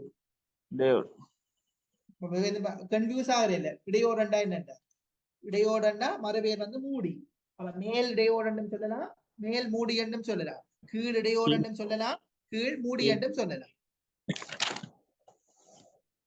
கேட்டீங்களோ? ஓகேடா. அதே போல மையத்துக்கு மறுபெயர் வந்து கோளவகம். மையத்துக்கு மறுபெயர் என்ன? கோளவகம். கோளவகம். அப்ப மேல இருக்கிறது வந்து வெளிமையம் அல்லது வெளிக்கோளவகம். அதுக்கு கீழே இருக்கிறது வந்து உள்மையம் அல்லது உட்கோளவகம். உள்மையம் அல்லது உட்கோளவகம். அப்ப அடுத்த மூன்றாவது எல்லை வெளிமையத்தையும் உள்மையத்தையும் பிரிக்கிற இந்த எல்லை, இந்த வெள்ளக்கலர்ல இருக்கிற இந்த எல்லைக்கு பெயர் வந்து என்னன்னு சொன்னா கூட்டன்பேர் தொடர்ச்சியின்மை வலயம் அல்லது கூட்டன்பேர் எல்லை. கூவன்னா இட்ரன்னா. இதெல்லாம் அடிக்கடி சோதனையில ஏதாவது ஒரு எல்லையை கேட்பான். கூட்டன் என்றும் சொல்லுவார்கள், சில வேலை கூட்டன் என்றும் சொல்லுவார்கள். எது வந்தாலும் சரியா, கூட்டன்பேர் தொடர்ச்சியின்மை வலயம். கூட்டன்பேர் தொடர்ச்சியின்மை வலயம். கூட்டன்பேர் தொடர்ச்சியின்மை வலயம் என்றது வெளிமையத்தையும் உள்மையத்தையும் பிரிக்கும். அப்ப 3 எல்லைகளை பார்த்திருக்கிறோம். ஒன்று வந்து கண்ட ஓட்டையும் சமுத்திர ஓட்டையும் பிரிப்பது, அதான் கொன்றாட் இடைவெளி. கண்ட ஓடு சீய, சமுத்திர ஓடு சீமா. மறுபெயர்களையும் தெரிஞ்சு வச்சுக்கொள்ளும். அடுத்த பார்த்தம் மையத்தில இருந்து மூடிய பிரிப்பது. மையத்தில இருந்து மூடிய பிரிப்பது வந்து மோகோரோவிசிக் தொடர்ச்சி. அடுத்த பார்த்தம் மாறி சொல்லிட புவியோட்டில இருந்து மூடிய பிரிப்பது, அதான் மோகோரோவிசிக். அடுத்தது பார்த்த நீங்கள் மையத்தில இருந்து வெளிமையத்தையும் உள்மையத்தையும் பிரிக்க போறோம். எது? கூட்டன்பேர் தொடர்ச்சி. தம்பி ஒரு சின்ன சேஞ்ச் ஒன்னா, அந்த புவியோட்டில இருந்து மூடிய பிரிவு மோகோ இல்ல சரி, அந்த மேல் மூடியையும் இந்த மூடியையும் மையத்தையும் பிரிக்கிறதா தம்பி கூட்டன்பேர் தொடர்ச்சியின்மை. என்னது? கூட்டன் பேர் நான் மாறி சொல்லிட்டேன். வெளிமையத்தையும் உள்மையத்தையும் பிரிக்கிறேன் இல்ல அழி இருக்கிறீங்க, அதுக்கு போடுங்க மாறு பெயர். வெளிமையத்தையும் உள்மையத்தையும் பிரிக்கிற எல்லைக்கு பேர் லேமன் எல்லை. என்ன எல்லை? லேமன். லெமன் அல்லது லேமன் வாங்க. லேமன் எல்லை வெட்டி போட்டோம் கரெக்டா. வெளிமையத்தையும் உள்மையத்தையும் பிரிக்கிறது வந்து லேமன் எல்லை. லேமன். அப்ப மையத்தில இருந்து மூடிய பிரிக்கிறது வந்து கூட்டன்பேர்க் தொடர்ச்சி. சரியா? கிளியரா? திருப்பி சொல்றேனுக்கா பாருங்க. கண்ட ஓட்டையும் சமுத்திர ஓட்டையும் பிரிப்பது கொன்ட்ராட் இடைவெளி.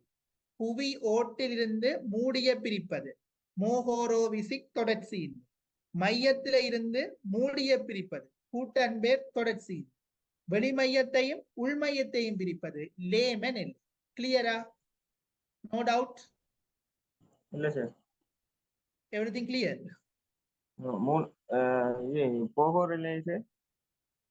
மோகோவா? மோகோவா? மோகோ. மோகோன்றது புவி ஓட்டிலிருந்து மூடியை பிரிப்பது. அதான் மோகோ எல்லை அல்லது மோகோரோவிசிக் தொடர்ச்சியின்மை வலயம். புவியோட்டிலிருந்து மூடி. புவி ஓட்டில இருந்து மூடிய பிரிக்கிறது. விளங்காடி கேளுங்க, உன்னை பிள்ளையா எழுதி கொள்ளாதீங்க.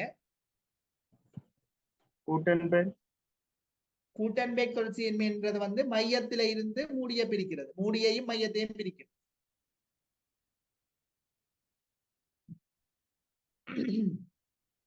மூடியையும் மையத்தையும் பிரிக்கும். சரியா? அடுத்த என்ன?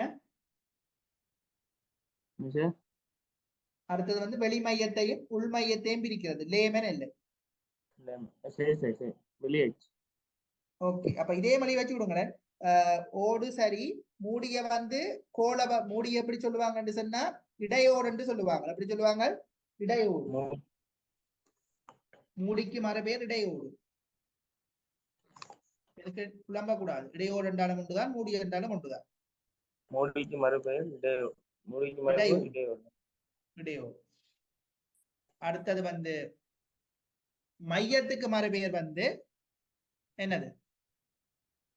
கோளவகம். என்ன பெயர்? கோளவகம். இடையோட்டுக்கு இங்கிலீஷ் பெயர் சொல்லி தமிழ்ல எழுதுவாங்க. மேன்டில். என்னன்னு சொல்லுவாங்க? மேன்டில். இதை யூஸ் பண்றதும் உண்டு. மேன்டில் படி என்னவாங்க? மேன்டில் யூஸ் பண்ணுவாங்க.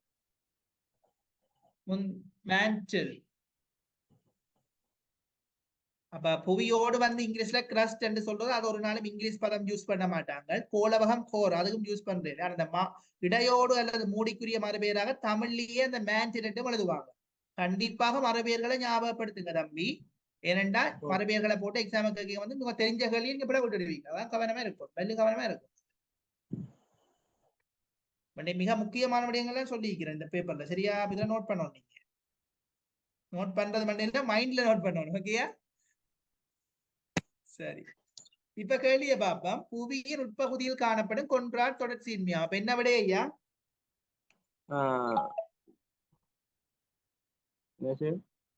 கொன்ட்ராட் தொடர்ச்சியின்மை அல்ல கொன்ட்ராட் இடைவெளி கண்ட ஓட்டையும் சமுத்திர ஓட்டையும் பிரிக்கும். சீமாவையும் சியலையும் பிரிக்கும். சீமா சியல்.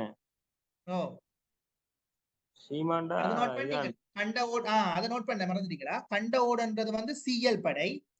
சிஎல்னா சிஎல் படை. கண்ட ஓடு. சமுத்திர ஓடு வந்து சீமா. சீமா. ஏன் சிஎல் என்று சொல்றதுண்டா அதுக்குள்ள வந்து ரெண்டு மூலகங்கள் இருக்குது. சிலிக்கனும் அலுமினியமும் இருக்கு. என்ன இருக்கு? சிலிக்கனும் அலுமினியம். எல்லாம் ஞாபகம் இருக்கும். சிலிக்கனும் அலுமினியத்தையும் கொண்ட படை. சீமாண்டா சிலிக்கனும் மேக்னீசியமும் இருக்கு. சிலிக்கனும் மேக்னீசியம் ஆங்கிலத்துல தெரியுது குறியீடுகள். விஞ்ஞானத்துல படிச்சிருப்பீங்க தான் நம்பி. எம்ஜி என்றது மேக்னீசியம், எஸ்ஐ என்றது சிலிக்கன். ஓகே, சரியா தம்பி? கிளியர்? நான் 21 கேள்வி பார்த்துட்டேன். இன்னும் மிச்சம் கிடக்கு. அடுத்த கிளாஸ்ல பாப்போம். டைம் ஆயிட்டு. ஓகே, அப்ப இன்னைக்கு என்ன மாதிரி படிப்பிச்சது? சாட்டிஸ்ஃபையா? நல்லா இருந்துச்சு. விளங்குது. ஓகேடா, என்ன டவுட்னாலும் கேளுங்க. மறந்த உங்களுக்கு தேவையான நோட்ஸை நீங்க சாப்பிட்டுட்டு ஃப்ரீ ஆயிட்டு எனக்கு என்னென்ன தேவைன்றதை கொஞ்சம் பிரைவசியா மெசேஜ் போட்டாலும் சரி, ஆர் எல்ஸ் பர்சனலா போட்டாலும் சரி, இல்லைன்னா குரூப்ல போட்டாலும் சரி, அது கூட விருப்பம். கொஞ்சம் ஒரு ஆள் நான் மட்டும் தானே சரி. ஓ, அப்ப எனக்கு என்ன செய்யுங்க, ஏதோ மாதிரி கேட்டுக்கொள்ளுங்க. இந்த ஓ கேட்டுக்கொண்டீங்கன்னா அதுக்குரிய ரெஸ்பான்ஸ் எல்லாம் தந்து கொள்ளுவேன். ஓகேடா, அப்ப இன்னைக்கு முடிச்சு கொள்ளுவோம். இன்ஷா அல்லாஹ் will see you on next class. So thank you okay. for joining the class. Okay, bye.